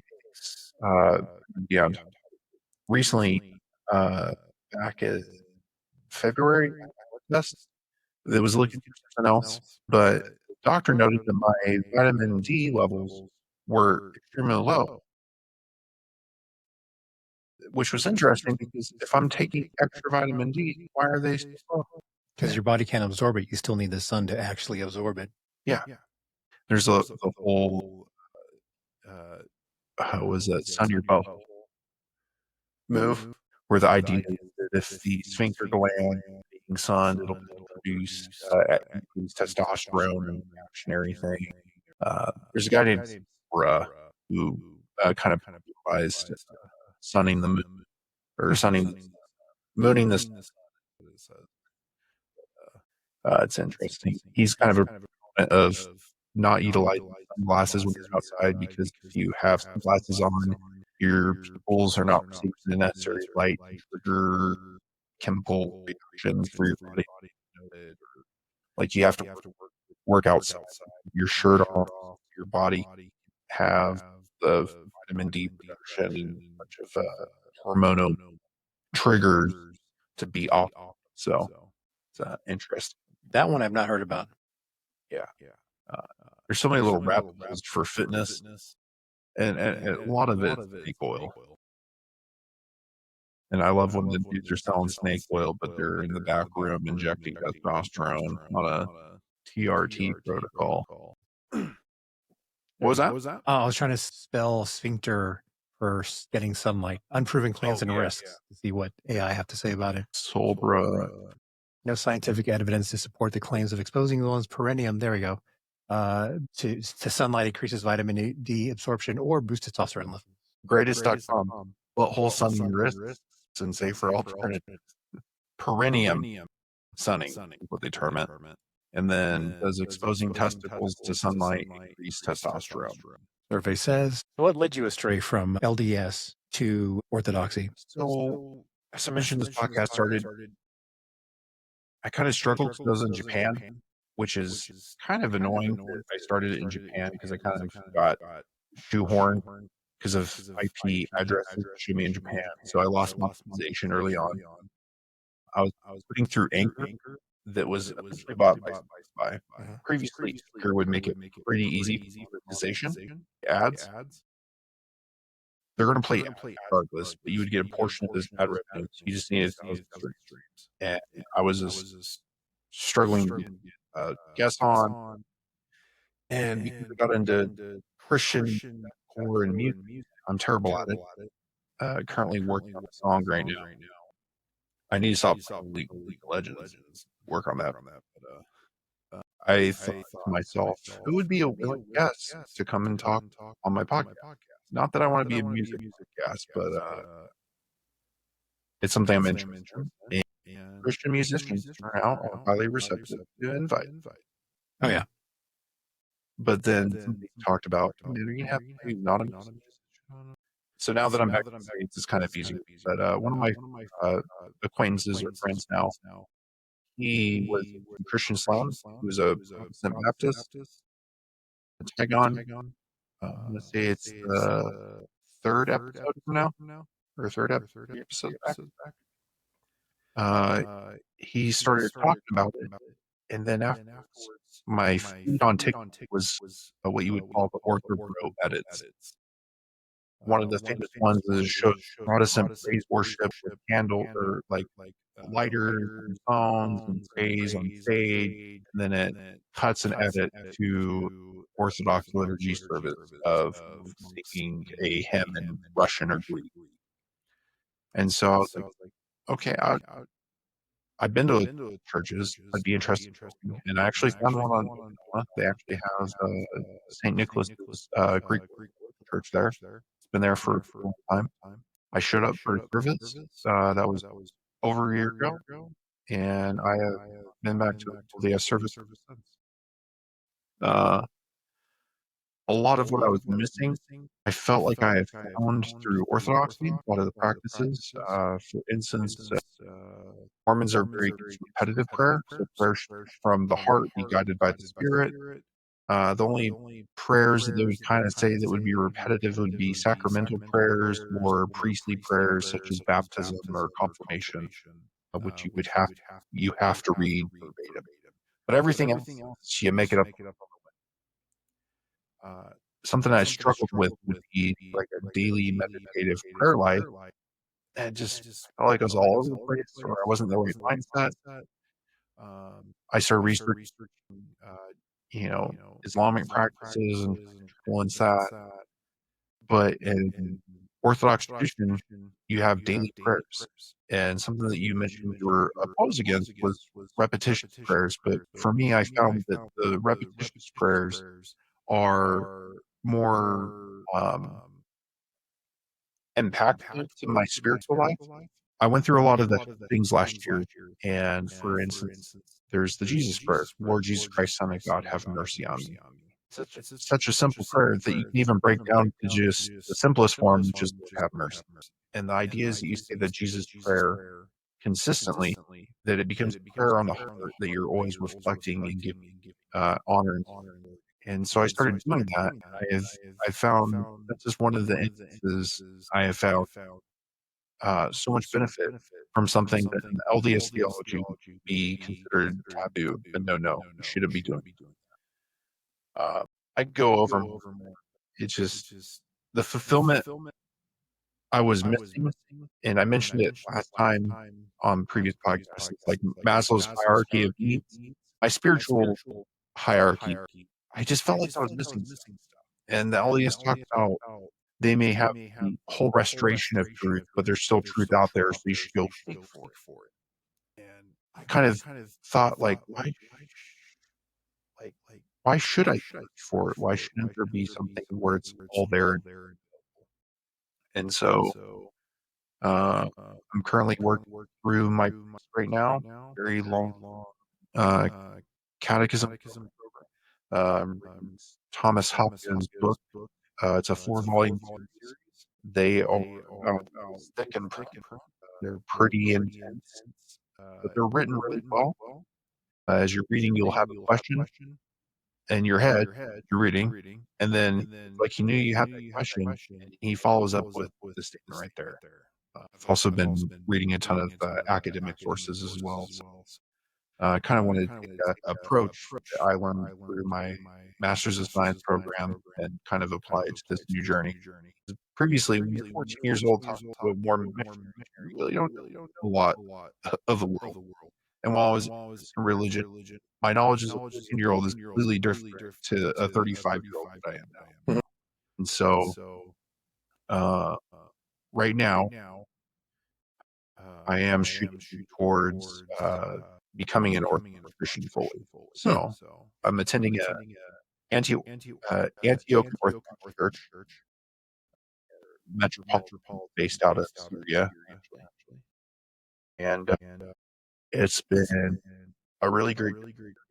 Just before we connected, I was actually reading my priest's weekly follow up for church services and things that are going on. And because we're Antiochian Orthodox, I've been following what's going on in Syria really well.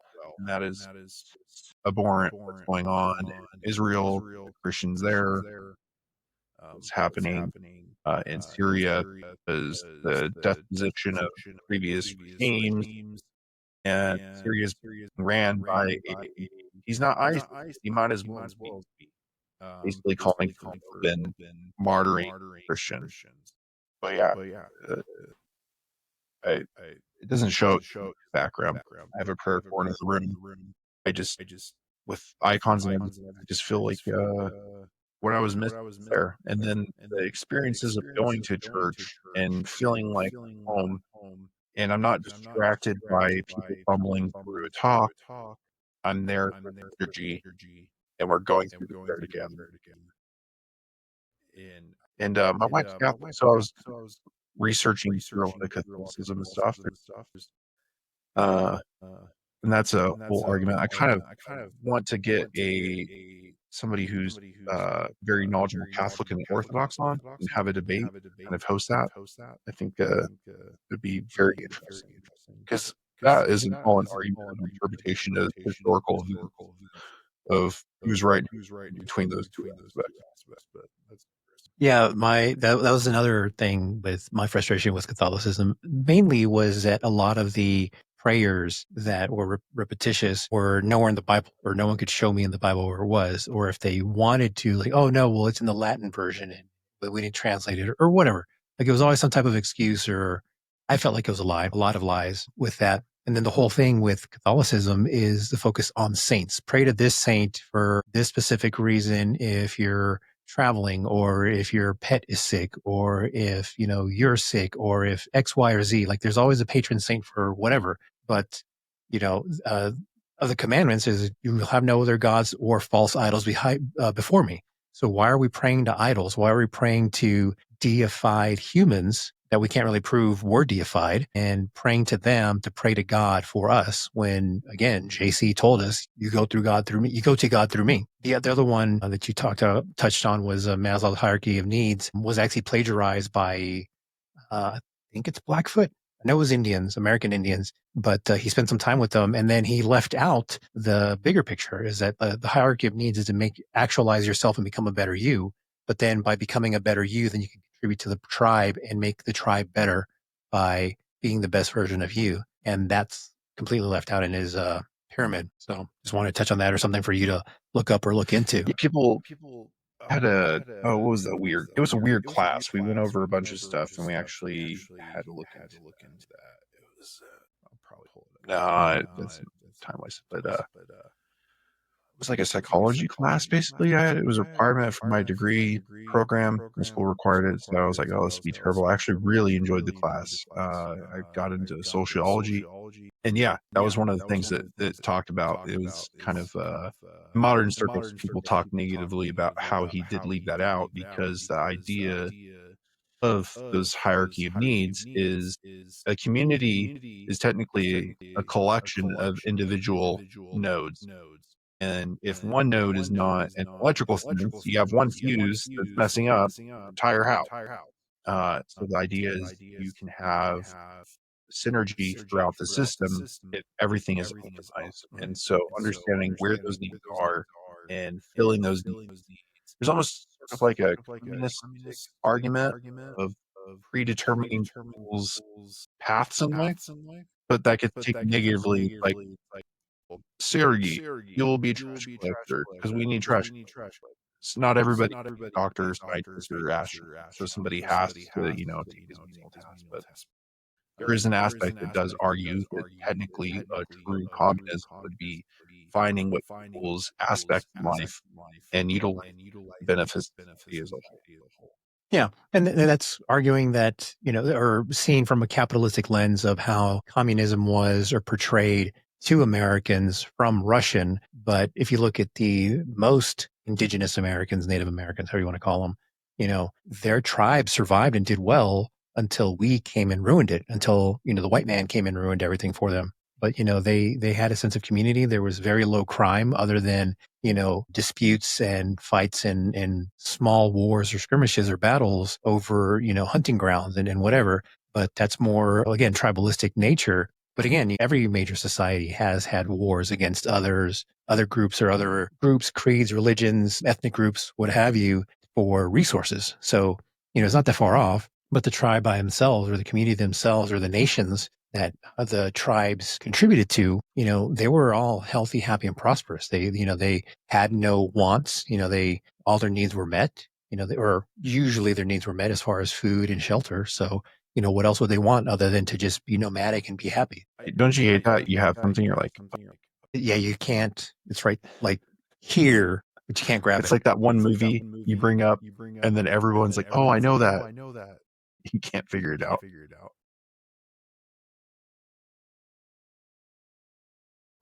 Empire of the Summer Moon. You're talking about the Native American tribes, because a lot of people like to romanticize, before we came, they were living, great lives.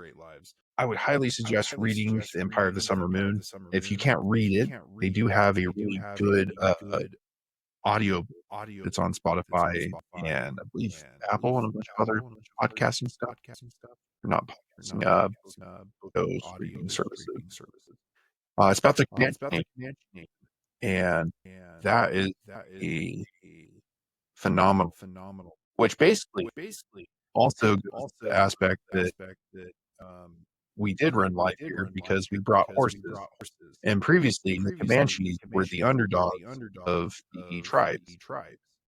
And overnight, they become the terrorizers of the majority of the United States. Yeah, Empire of the Summer.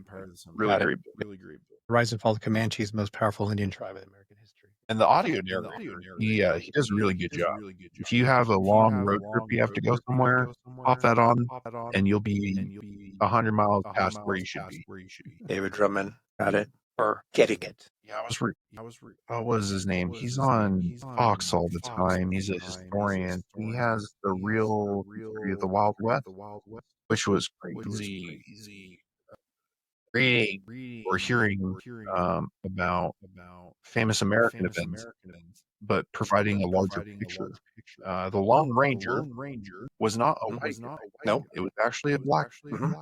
Something Reeves. Yeah. Bass Reeves. And then the Lone Ranger is a fictional Texas Ranger, but he's actually based off of a real character. I'm surprised we haven't had a legitimate movie portrayal of that, because that would. There was a miniseries off Bass Reeves, or not a miniseries. I think a 1 season or a 2 season show. What was it called? And what was it on? Had a mustache. Yeah, he did. And in that similar vein, Batman is allegedly based off of Zorro, which is based off of a Mexican American in Baja California or actual California, mid 1800s. American government comes in and promises X, Y, and Z. And, then Mexicans that, got assimilated because the borders moved on them, but were looked down upon by Americans or whites. Basically, oh yeah, even though the government gave you this property and this land and this is yours, we're just going to take your fruits of your labor. I think they stole their harvest or something, that they were just doing something that were taking advantage of the Mexicans. And, the law enforcement didn't care about what the Mexicans complained about. So then there was this character, I forget his name, but he was the basis for Zorro that, he would go in and just basically steal back whatever was stolen from the Mexicans. Kind of Robin Hoodish, but he would kill people to get his shit done. So you were talking about, I do want to answer this, and since I'm still new, I want to make sure I get it right. So I went and found Orthodox Christianity 101 talks about veneration in idols and icons. The word idol denotes a counterfeit god or object that is venerated, while an icon is described as a religious image that portrays a saint or sacred event. In Orthodox Christianity, icons function as visual representation of the divine, enabling believers to establish a connection to God through the veneration of the image or the saints or the sacred events. An incorrect notion that worship Orthodox Christians or Roman Catholics worship the icons themselves. Instead, they subscribe the notion of iconostasis, which refers to the separation between the terrestrial and divine domains. The icon is a portal to the divine, providing a medium of communication to God. In contrast, idol worship involves belief the object itself is the deity or is in possession of divine abilities. This is not the case in Orthodox Christians. It goes on, commemorating the eyes, deeds, and there's a very specific technique, the coloring, titling, and icons themselves, as my explained it to me, are theological lessons. See, that's a man-made explanation not going against, but does not align very well with what JC specifically told us. You don't go through God through anyone except through me. Pray to me to pray to God, or pray to God directly. You can do that. You have that free will to do that. So again, and not against you, but just to the listeners and to anyone who's questioned this, why do you pray to any icon when you can just pray directly to God? Don't, what is it? St. Christopher is either patron of travel or animals. I think Assisi is of animals if you're Catholic. So again, why pray to either of those saints when Jesus Christ specifically tells you in the New Testament, which if you're Christian, your focus should only be the New Testament other than Old Testament for history and context. But again, pray straight to God. Why are you bothering with an icon? It's something to rhetorically sit and think about it, talk to your priest about it, whatever. But again, why do they even exist? Period. If Jesus Christ tells us this, and that's always been my personal issue with religions that have that focus, which would be Catholicism, Catholic Light, Episcopalian, Presbyterian. Is it Presbyterian? But the Diet and Catholic Zero. The other versions that didn't go Protestant but didn't stay Catholic, whatever they're called. I always forget the other ones. Anyways, again, if you're praying to icons, why? If you're reading the Bible, or if your church and your pastor allow you to read the Bible on your own, or don't admonish you for doing that, and you try to learn for yourself, why are you doing that? So because I don't have the advanced knowledge to talk on that subject, the simplest way that I have seen it explained is, have you ever asked anyone to pray for you or to think positively for you? Personally, no. But I see that a lot on Facebook. Like, hey, I need prayer warriors, thoughts and prayers, blah, blah, blah. And I get that, where the collective comes together. And if we're doing that, reinforces my alternate belief that this is all just manifestation. We're manifesting what we want, but we're putting a face to it, or we're putting an idea behind it, that we're putting God in the place of the manifestation instead of just deciding, hey, this is what I want for myself. This is what I need in my life. Or if you're religious, then you would pray to God or pray to a saint to get that same outcome. Yes. But if we are commanded to pray only to God, why are we asking for other people to pray for us on our behalf? So the idea of icons or veneration of saints is the same thing, of asking your aunt or asking Saint Simeon the Stylite to pray for you because you're outside and it's a hot day. And he was a saint who was on a stylite, which is a tall tower with no cover, and he was out there for 30 years and was canonized as a saint for his devotion and strictness in his ascetic life. So for me, I was very opposed to that, but after having the experiences that I have, my opposition to it has gone. And if you go to a Orthodox Christianity, Orthodox Facebook group or forum where people just argue all day for the sake of arguing, that gets brought up every single day. The amount of memes I've seen posted about that, it's just, I think the argument just stands flat. Recently, they found an early Christian man had a prayer roll of St. Titus on what they termed as an amulet or an amulet, which kind of changes the notion. This is something that was created recently within Christian history. A lot of anti-Catholics point to the Nicene Council as creating all traditions. The Orthodox argument is that they've held the tradition of the apostles who were closest to Christ and carry on the and their paradigm, the tradition of veneration has always been. And the way the icons are drawn, it's not that it is like if I have an icon of Jesus Christ, I'm not saying it is Jesus Christ, but I am through praying to the icon of Christ. It is a portal that brings me a connection to that. Iconography, there's no way to depict Jesus Christ. There's common representation. Iconography itself is an interesting aspect. Look at, the Byzantine or Russian iconographies are very different. My priest pointed out that there's not supposed to be shadows on an icon. But I said, but what about the depiction of Sheol or Hades? Sometimes they use the Greek word of hell. Christ descended to hell. Those are the exceptions to the shadow. But for me, I do understand why that's such an apprehension for a ton of people. Again, I'm not the best source for that. And I'm not trying to talk outside the bounds of that. The argument of it is idol worship. I think there's other arguments against, you're going to be against organized religion. I think there's other aspects to go against that. Oh yeah, no, I'm not saying that it's that Christians ignore whole right, especially right now in this political scenario. I don't want to get into it, but there's certain people worshiping people and saying he's sent from God. Oh, he's sent. Why? Yeah, no, I totally disagree with that. And to clarify, I don't mean that, or I'm not equating praying to saints as idol worship.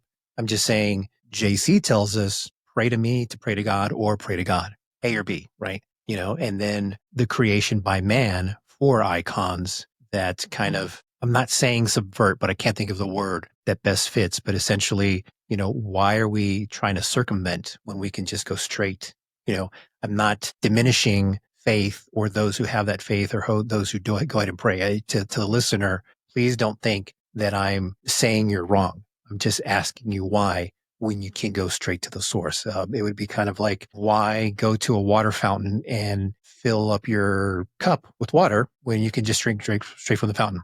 Not saying filling up your cup is wrong. Not saying because you can take it with you and drink it whenever you need, but that's the only analogy I can come up with. I'm sure there's something better that can be brought up. But again, it's just, hey, why not? If you have choice A and choice B, why not just go with choice source, whichever one you want to say is.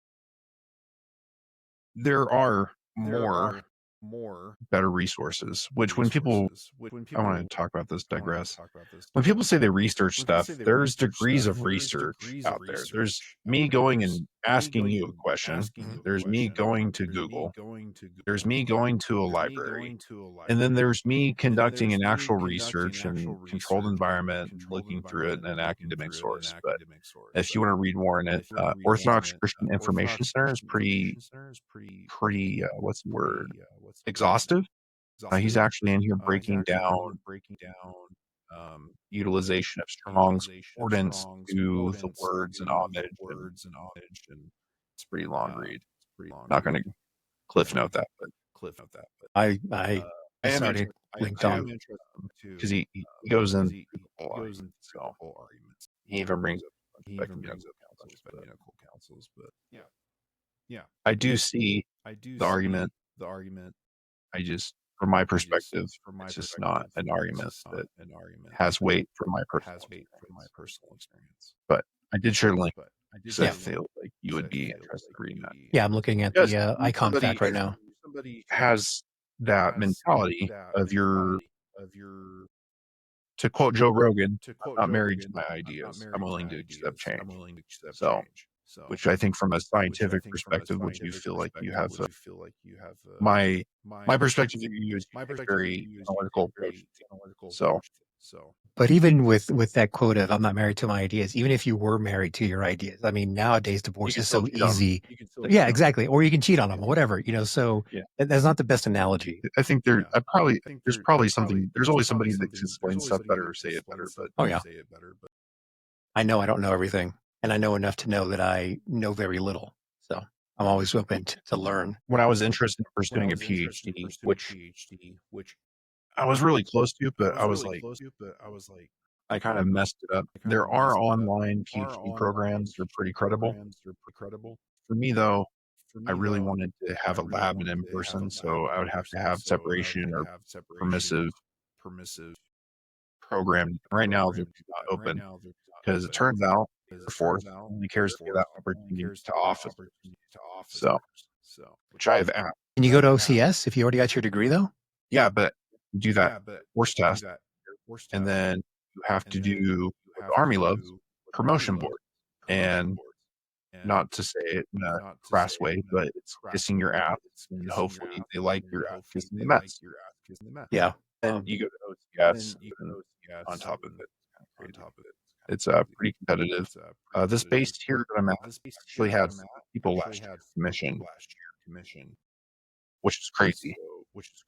It was kind of a big Air Force what people are doing here, working really hard. That would have been my response. But yeah, it's meritocracy.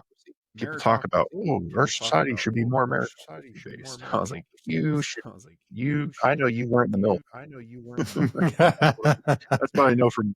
Yeah. Kind of like when people talk about, oh, it's military, so it's cheapest of three vendors. Or when they gave the biggest kickback with the bare minimum of meeting the specs. And a lot of the stuff my career field had, a lot of the stuff was blueprinted in the Cold War, and those companies don't exist anymore. So a lot of the equipment we've actually done some pretty cool stuff of Air Force engineering improving off of 3D printing stuff for us through metal or plastic fitments to navigate the whole, because there's a whole bureaucratic thing. Oh yeah, no, I am well aware. Louis Rossman is kind of advocating for some of that and was doing that with he had a military episode a while back, or maybe recently, I forget when. But yeah, where the whole thing is, we have equipment that we can't fix because the company's out of business, but we're not authorized to replace it because of contracts, or we can't do fixes ourselves. That would be something simple as just logging into the system or logging into whatever ourselves. We have to get a contractor to do it. And if we're deployed, we would actually have to fly a contractor out to where we are to be able to log in. And all you got to do is log in, and then we can do whatever else we need once they're logged in. Anyways. Yeah. Now I do see some arguments from a safety perspective of making sure that things are done to T and there's engineering standards, yada, yada, yada. But it's just like, but it's broke. Anyway. And we can follow a manual pretty well. I mean, we PMCS everything. So why can't that just be added to the manual? But whatever. Yeah. Now they have AutoCADing, scanning, 3D imaging, 3D radar, technology now. It's crazy. Anyway. So you're more Gnostic in your approach, right? Agnostic approach, not Gnostic. I want to put that weirdness on it. People should go and look up religion for breakfast of Gnosticism. It's a whole interesting. The whole Dead Sea Scrolls. Are you into Michael Allegro's Sacred Into the Cross and the Mushroom? No, I haven't heard of. I've heard the Sacred Image of the Cross. I didn't hear of Michael whatever. He was researching the Dead Sea Scrolls and hitting a little bit too much the shroom. So his argument that Christ is not actually a person, but it's a metaphor for mushroom. Yeah, I've heard of that. That Christ. Joe Rogan talks about it all the time. Unfortunately. Yeah. And a lot of anti-Christians I have noticed bring it up, but it's not a strong argument. Dead Sea Scrolls has been fascinating aspect. All because a goat fell down into a crevice. And a little farm boy went, "What's back here?" And what it makes you wonder what else is undiscovered that's just been hidden by sand dunes and dust and like Tepe Tepe, I forget it is the Turkish Göbekli. the Turkish, yeah, that was whatever that one. Those ruins that we still can't. Göbekli Tepe. That one. Close enough. Better than me. But there's that. There's the plateaus that are allegedly chopped down trees, giants that have been turned to stone. I mean, there's so many things that just throw a monkey wrench into the history and or a religious text. So it was something about this, and it was like somebody was commenting about scientists hate who are in fields when someone discovers something new. And the thing was, they hate that it wasn't them. I don't know if they hate it if it wasn't that. I mean, I would say that they might be jealous that someone gets accreditation and then their names are forever sealed in the annals of history. But at the same time, I think what would be worse is there's a discovery that throws an entire monkey wrench into, your thesis or your field of research that, oh yeah, whatever you believed before is completely not true. I think one recent theory for the past 10, 20 years is that most dinosaurs were actually birds, that they were feathered and they're not actually lizards. It's just, ideas that make you think, but whatever. You triggered something in me when you said dinosaurs. I'm that kid. I actually just saw Jurassic Park at work. And we got done doing an exercise, and they're like, "What are you listening to over there?" I was like, "Just Lemitism over here." They actually do have degrees of which they think that there was actually both feathered and scaled. In China, they have actually been finding a fossilized skin, which I don't know if people understand how a fossilization. This is a very bastardization explanation. The best way to create a fossil is something dies in silt water and sand. The sand compacts it, it's compacted. The bone calcium gets replaced and it becomes rock. So a fossil is basically a fancy rock. On how the animal dies, environmental conditions, what is left. Most of the time, it's just the bones because it's the densest part. So all the fleshy parts and stuff disappears. You're just left with the bones. But in China, they've been finding some fossilization that show feathers. A pretty famous one was a type of raptor that showed that it was feathered. So then it started questioning. Paleontologists were like, wait a minute, how many? So, for instance, T-Rex started looking at the origins of T-Rex, new research. There's actually a video that a paleontologist explains. Oh, hey, Mark. The change of depictions of T-Rex of being upright, dragging on the ground, how the modern standing is more of a T, ironically, and how the muscle structure works. Big changes in scanning, image science, biology, interdisciplinary approach has kind of been expanding the knowledge. And the crazy part to think about is fossils are a sample size of A, what we have, and B, what we don't have. Not everything became a fossil. So what was there that wasn't a fossil? So I saw this one video. This guy was kind of an outcast in paleontology circles because he was arguing all these different dinosaur bones were technically just different stages and dinosaurs. I thought that was kind of an interesting theory. He had a whole video talk about it. And, if you want to read a spicy comment section. Gallo, you're interrupting. If you hear anything weird breathing, it's cats rubbing the microphone. But speaking of China, another thing that kind of came up in some video feeds or my algorithm is that, the Chinese zodiac has all real animals except, air quotes, the dragon. So why would they have a mythological creature in there? Wouldn't a dragon be real if they've been using it for millennia? And is it just possible that dragons haven't been discovered, or are dinosaurs dragons, but we're just calling them dinosaurs? Yeah, and you have those tribes in Yeah, and you have those Africa and the Congo that have I can't remember the name of it, but it's basically a brontosaurus walking around. I think it's a brontosaurus get around. Long neck, yeah. In a river, no? Yeah. Crossing a river. Yeah, I think I'd heard of that, or kind of popped up in my feed or through osmosis somehow. Oh, what was it? No, YouTube would have it better. You would like it. He does. Stop. Sorry, I guess he's been napping for 3 hours.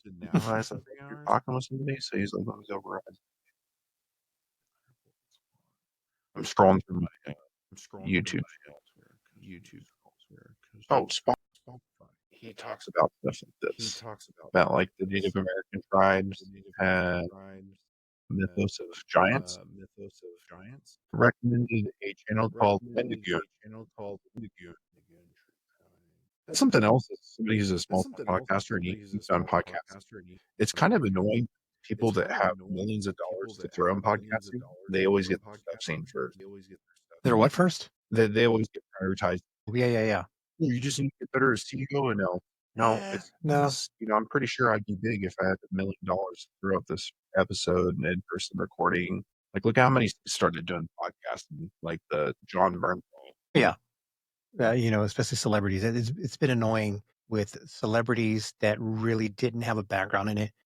I can see Macron, whatever, the cantankerous comedian, glasses, big stash. He's pretty good. He's honest, and I want to say he had a background in radio or something related, and he was doing it long before, not way before, but he'd been doing it for a while. He's kind of blew up since. Andrew Schultz, I mean, he was a comedian, and he just kind of blew up during COVID, but he was, he specifically targeted it to kind of keep something entertaining going. Others, like you said, Bernthal, basically just any celebrity that just kind of just throws money at it.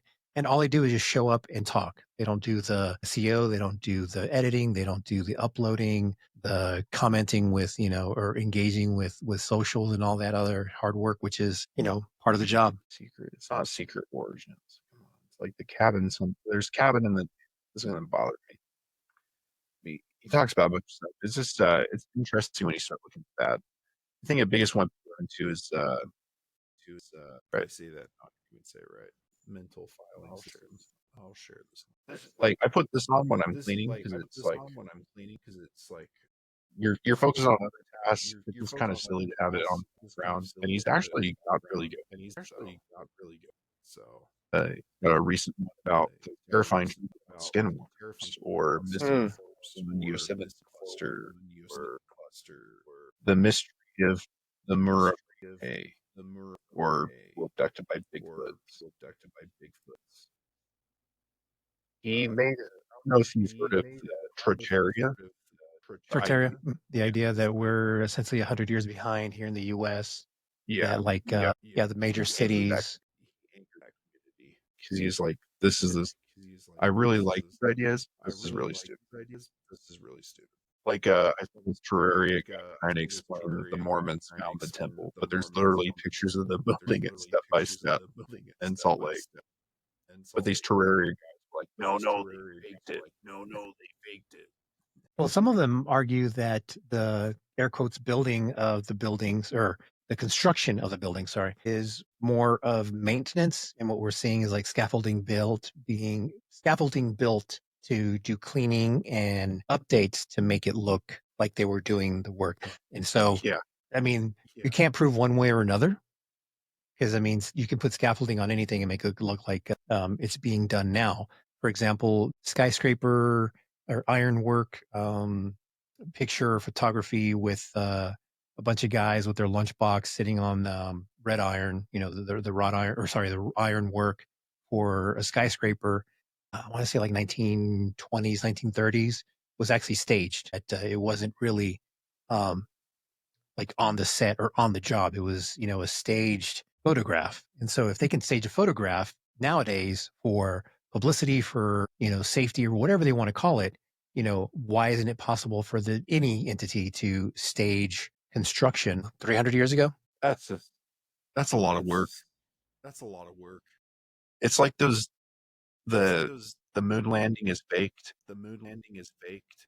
Oh man, where was it? I saw a video about a NASA engineer. So two videos. One of a NASA engineer basically saying, "Hey, yeah, we sent this um, probe or whatever ship shuttle out into space." This was like in the late 90s that the video was made, or this guy was commenting, or engineer. And yet, until we solve this problem of the Van Buren radiation belt, we can't send people through this area. And that area is between Earth and the moon. So if we can't send humans through the Van Buren radiation belt for risk of them dying of radiation poisoning before even making it to the moon, how did we send anyone to the moon?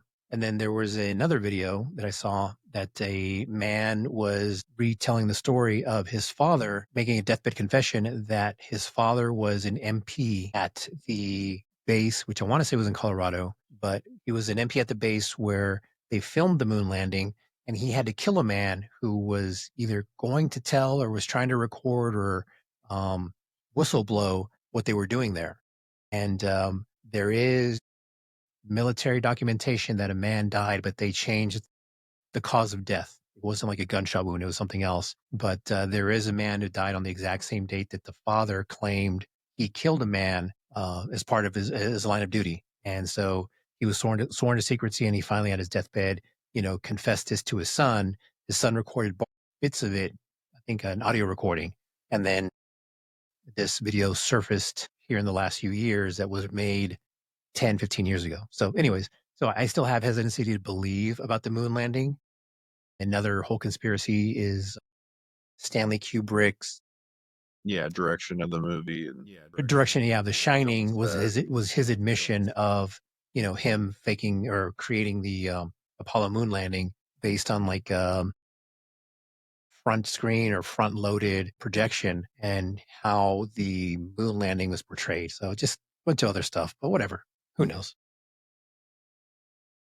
for people who like to argue that because it gets brought up, they're like, "Oh, moon landings are fake." I was like, "So why would we fake the Odyssey mission, which I have up here on screen? Why would we send something to the moon and then not make it perfect every time? Like, why would it land on the moon and fall over? Like, why would we embarrass ourselves? Is it to show that we can be like, oh, we're incompetent sometimes? It just doesn't make sense. Also, I'm pretty sure this is the one that my alma mater had a experiment that also did not work. Yeah, it turns out it wasn't functioning properly. So when it landed, it fell over. Definitely want to have you bring you on for some conspiracy theory talk, because another video I saw was the broadcast. So broadcast television has kind of what's called a talkback channel. So it'd be a channel where like the producer talks to the on-air talent, like, hey, this is talking about it, or this came up.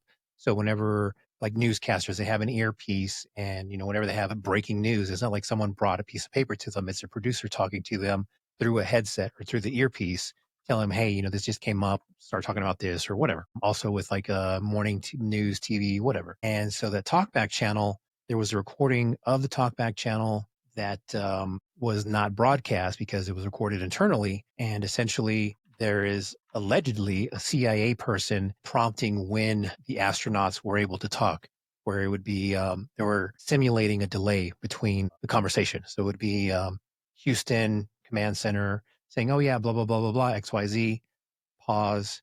CIA agent says, okay, go ahead, talk now. And then now Buzz or Neil would go ahead and reply. So they would hold their replies or the scripted replies, allegedly, until the CIA agent or CIA person told them, okay, now you can talk, to make that delay seem possible.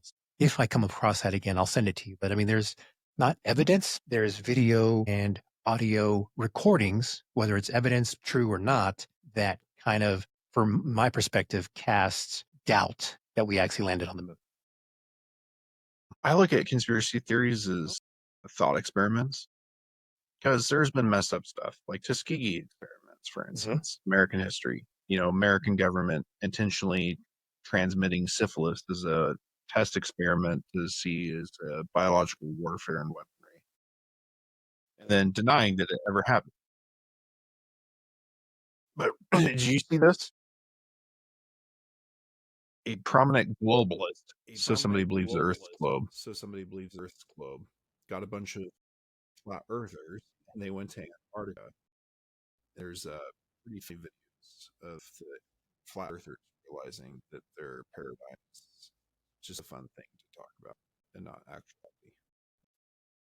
But yeah, I think those are interesting. Earlier you talked about how plateaus are tree stumps.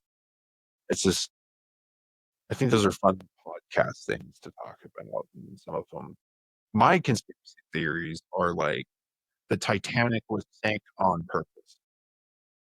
Oh yeah, I can see that, considering who made it back here, and with the creature of Jekyll Isle, the whole essentially the Federal Reserve Bank, and essentially most of the people that didn't make it here, not including Randolph or Rudolph Diesel, so the creator of the diesel engine. He wasn't opposed to the Federal Reserve Bank. He just was a proponent for the diesel engine because he made it, could run on peanut oil, and JP Morgan was backing what's his name for Standard Oil. So if petroleum doesn't become the main source of energy for vehicles, and you can run a diesel engine off of peanut oil, then how is Morgan, who backed Standard Oil, able to make his money back? So allegedly part of the sinking of the Titanic was both to get rid of diesel and the Carnegie and all the others that were against the formation of the Federal Reserve Bank.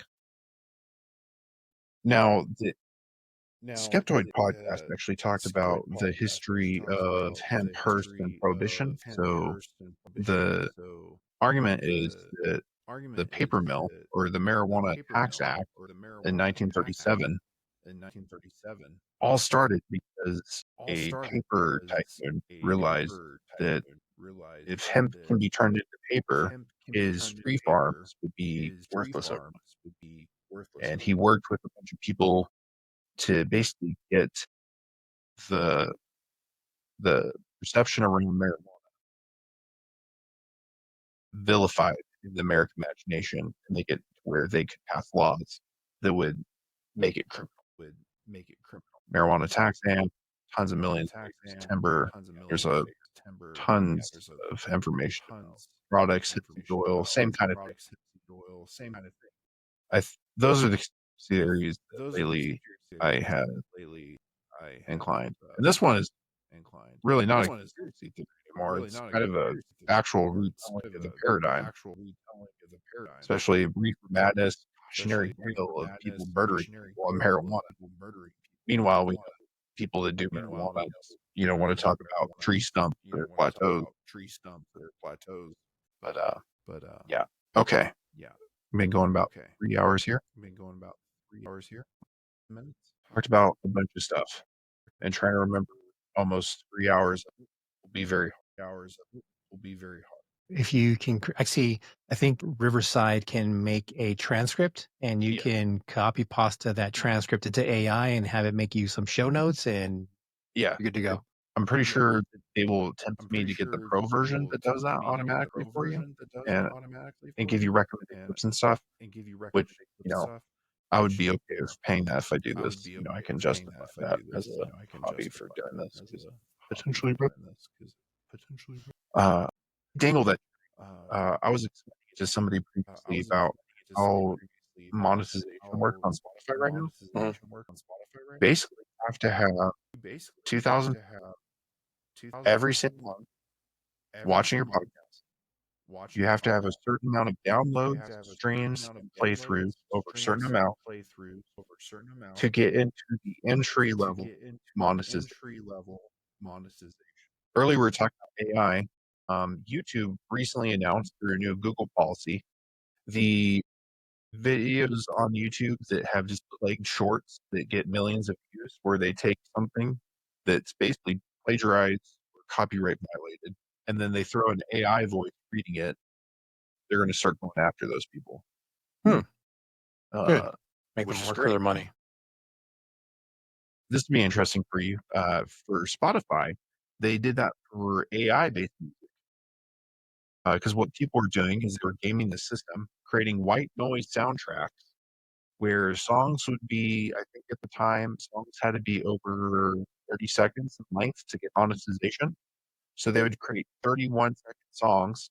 They would put them into a 6-hour podcast or a 6-hour playlist.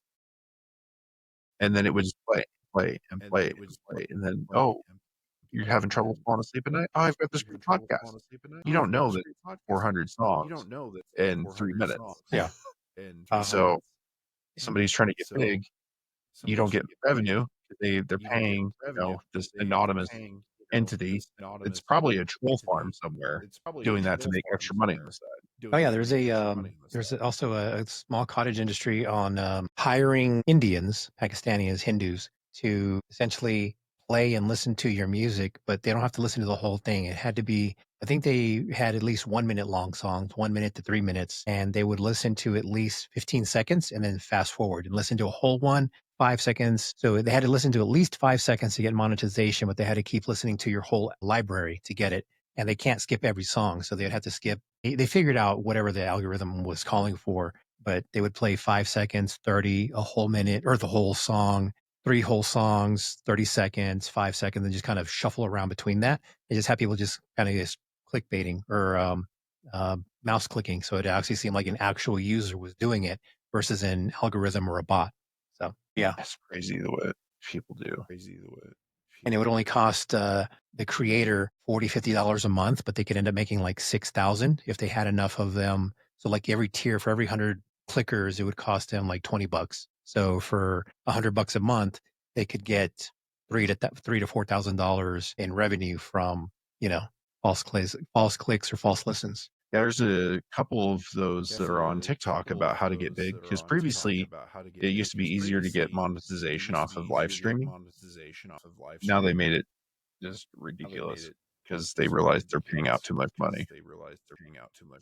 Which if I was a company finding out I'm paying millions of dollars for a 30-second song, I would get Oh yeah. because some of this gaming my system that was created. So as you come to the realization of like this Gnostic paradigm, are you generally open to all religions? No, I'm open to a deity of any type proving that they exist to me. Else, I am the master of my own universe. Okay, that's a standard Gnostic idea. Yeah, pretty much.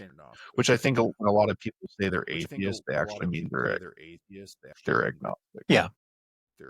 It's funny because if you ask, or some atheists, not all, but a few atheists, you ask them, hey, do you believe in God? Oh, no. Do you believe in the devil? Oh, yeah, the devil's real. It's like, well, you kind of just proved you're agnostic. But whatever. Yeah. You're doing it with more steps.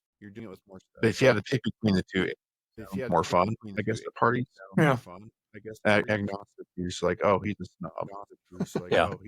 He's researched this a little Or bit. he doesn't, or he doesn't, he's trying to find himself, or what was the other one I've been told? Because, sometimes you get ridiculed for, not claiming a deity, which is funny because if you claim you're Christian, then, oh, you're a heathen because you're, you don't believe in gay rights and this and that and the other. I'm like, no, if you truly believe in being Christianity, love everyone like you love yourself. So it doesn't matter what you identify as or what you or what you do in the bedroom or who you do in the bedroom with, as long as it's not children, which that's a whole other conversation. But anyways, then it shouldn't matter.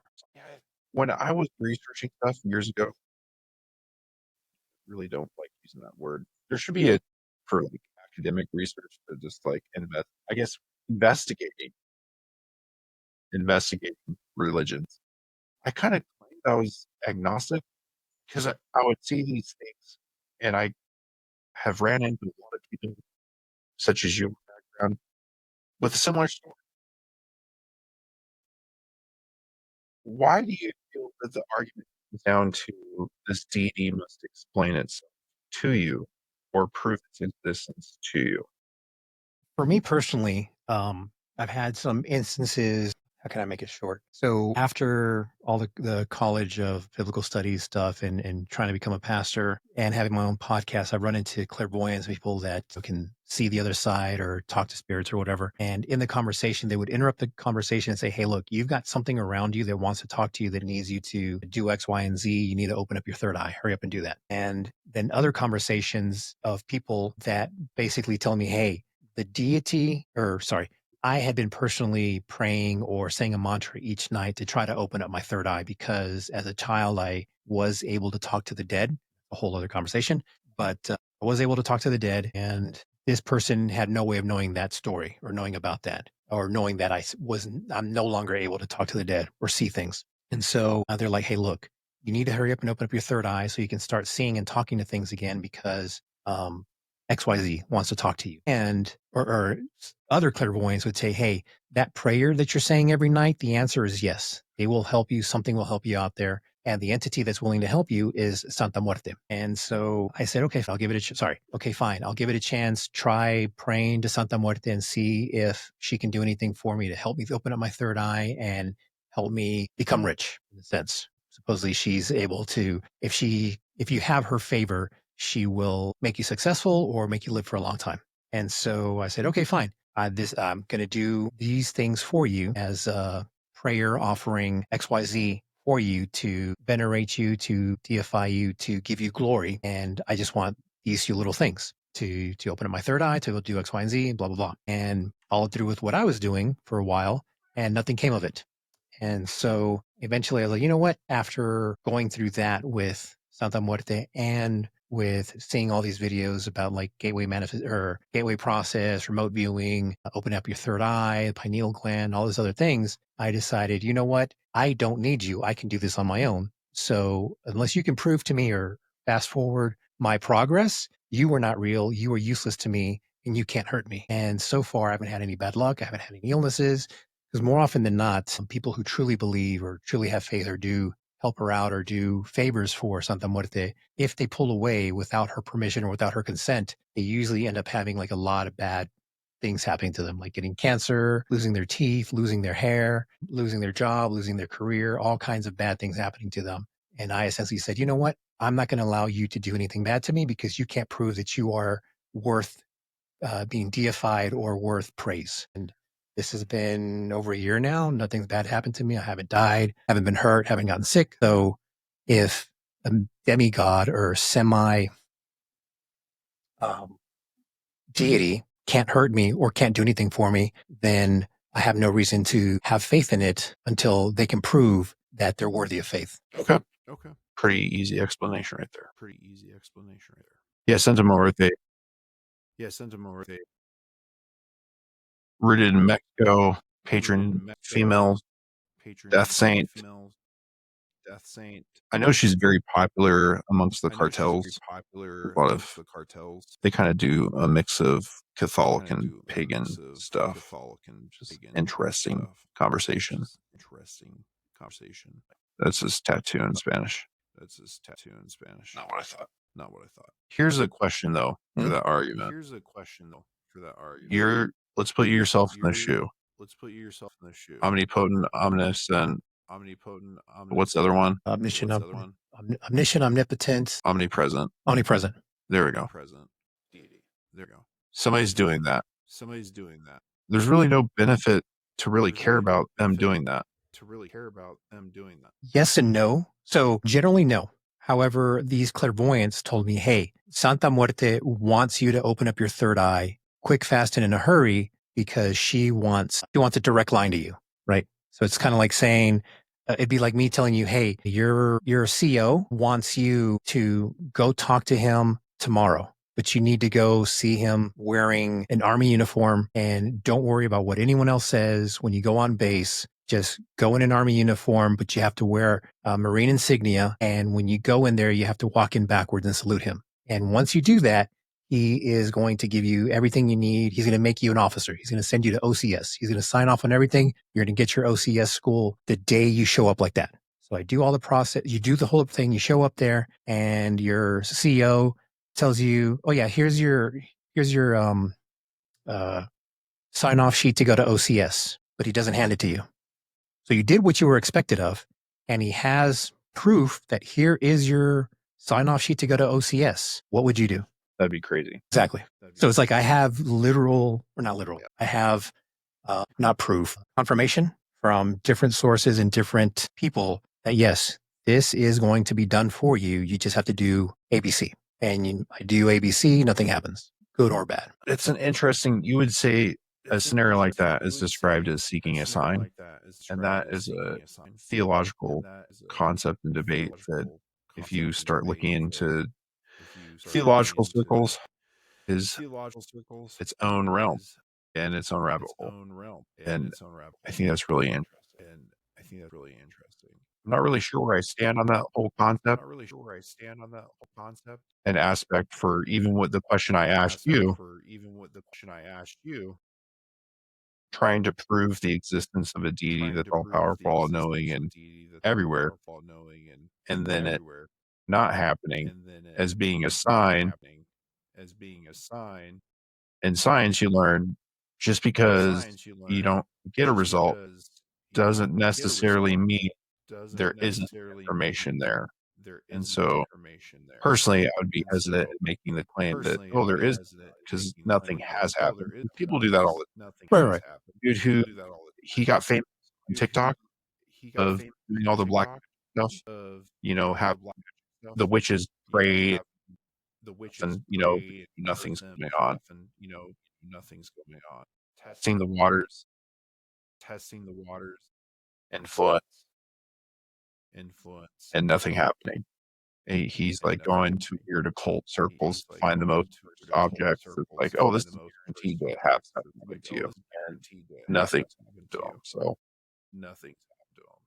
And in those cases, I think it's a matter of faith. Like if you don't believe anything bad can happen to you, or you don't have faith in that negative magic, black magic, whatever, and someone that does black magic curses you. And I think the guy is Brian something.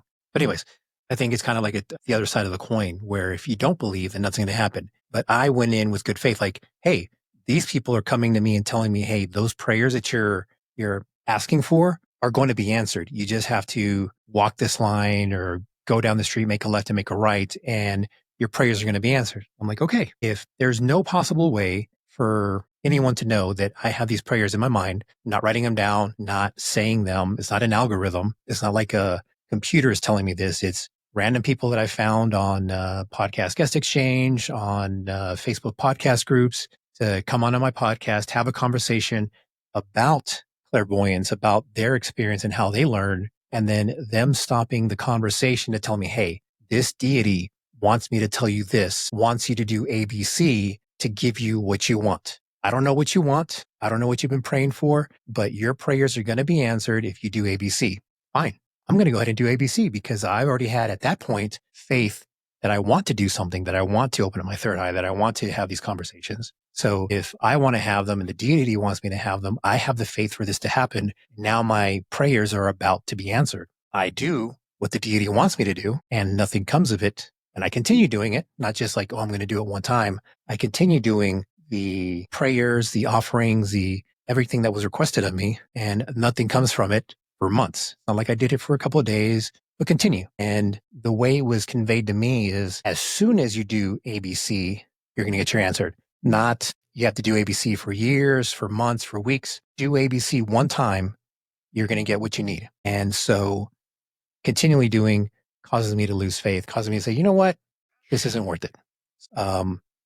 And being able to vocalize it, like here saying this out loud, not just to you, but like on multiple other instances to other people of the same faith. And they're like, oh, I don't even want to be around you because essentially lightning's going to strike you and I'm going to get hit by it because I'm associating with you. So these people stopped associating with me because they were afraid of something bad happening to them, like collateral damage, and nothing's happened to me. And they kind of touch base. Hey, are you still alive? Hey, do you got cancer yet? Do you have this? No, I'm good. It's been a year and a half, or actually, no, about 4 years now. Nothing bad has happened. And so, yeah, that's kind of where I'm at now, or part of what fuels me to like not demand that a deity proves themselves to me, just more of, I believe that there are deities, that there are gods, that there are entities out there that have omniscience, omnipresence, and everything that God would have, but they're not doing anything for me. So I'm going to stay in my lane. They stay in theirs, and I'm not going to worry about it. I'm going to just live my life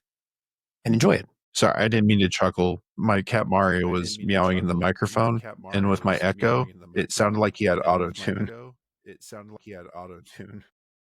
My brain is kind of fried. It's been a long time, but I do want to ask this last question. How do you know that's not demonic influence? I mean, it could be, but at the same time, who's to say any omniscient being out there isn't a demonic influence? Because when people get signs, a lot of times people would associate it with a god or a deity, even though there have been instances like Job, the book of Job, right? He's having all these bad things, but he maintains his faith in God. But the inverse of what is it, or what's the saying? The devil is not going to come to you in horns and fire and brimstone. He's going to come to you as temptation. And so even if it were a demon, then what would the test be? What wouldn't it behoove the demon to not just test me, but to give me what I want, or give me a sample of what I want to corrupt me? Like when you're talking about the clairvoyant, talking about knowing you had certain experiences. For me, I see like that as if I acknowledge there's a realm out there of negative and positive energy, and let's say there's entities that abide positive and negative, let's use common vernacular angels and demons, right? If we presume that demons are going to be more likely to intersect with clairvoyance, they would be more tuned to know those experiences that you had through earlier. Yeah, they would have knowledge, assuming demons have some form of omniscience or some form of mind reading to be able to get that information. What would the benefit be to waste my time to get me to do A, B, and C to glorify a negative deity? Because Santa Muerte is usually often associated with borderline voodoo, demonology, and negative deity. So even if it was a demon, why wouldn't a demon want me to be cursed or enslaved, enthralled, or bound to a negative deity to carry favor with her? Right. So, I mean, it's a philosophical argument, basically, like, hey, let's go back and forth. Hey, well, or it could be, that, either chicken or egg, either it's a demon that's trying to corrupt me, or a demon that's trying to lead me astray, or to keep me from my true path, that maybe I should become a pastor, and trying to trick me to go into following Santa Muerte, wasting my time, and then deciding to not believe in any deity keeps me from becoming a great pastor. Who knows?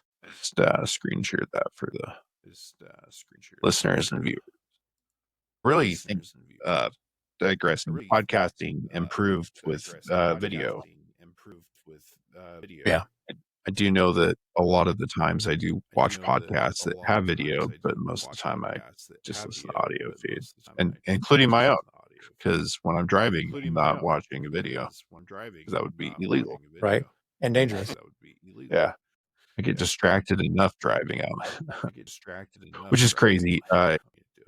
Videos play of TV is quite frequent, especially Japanese news shows are quite exciting, and it's kind of hard to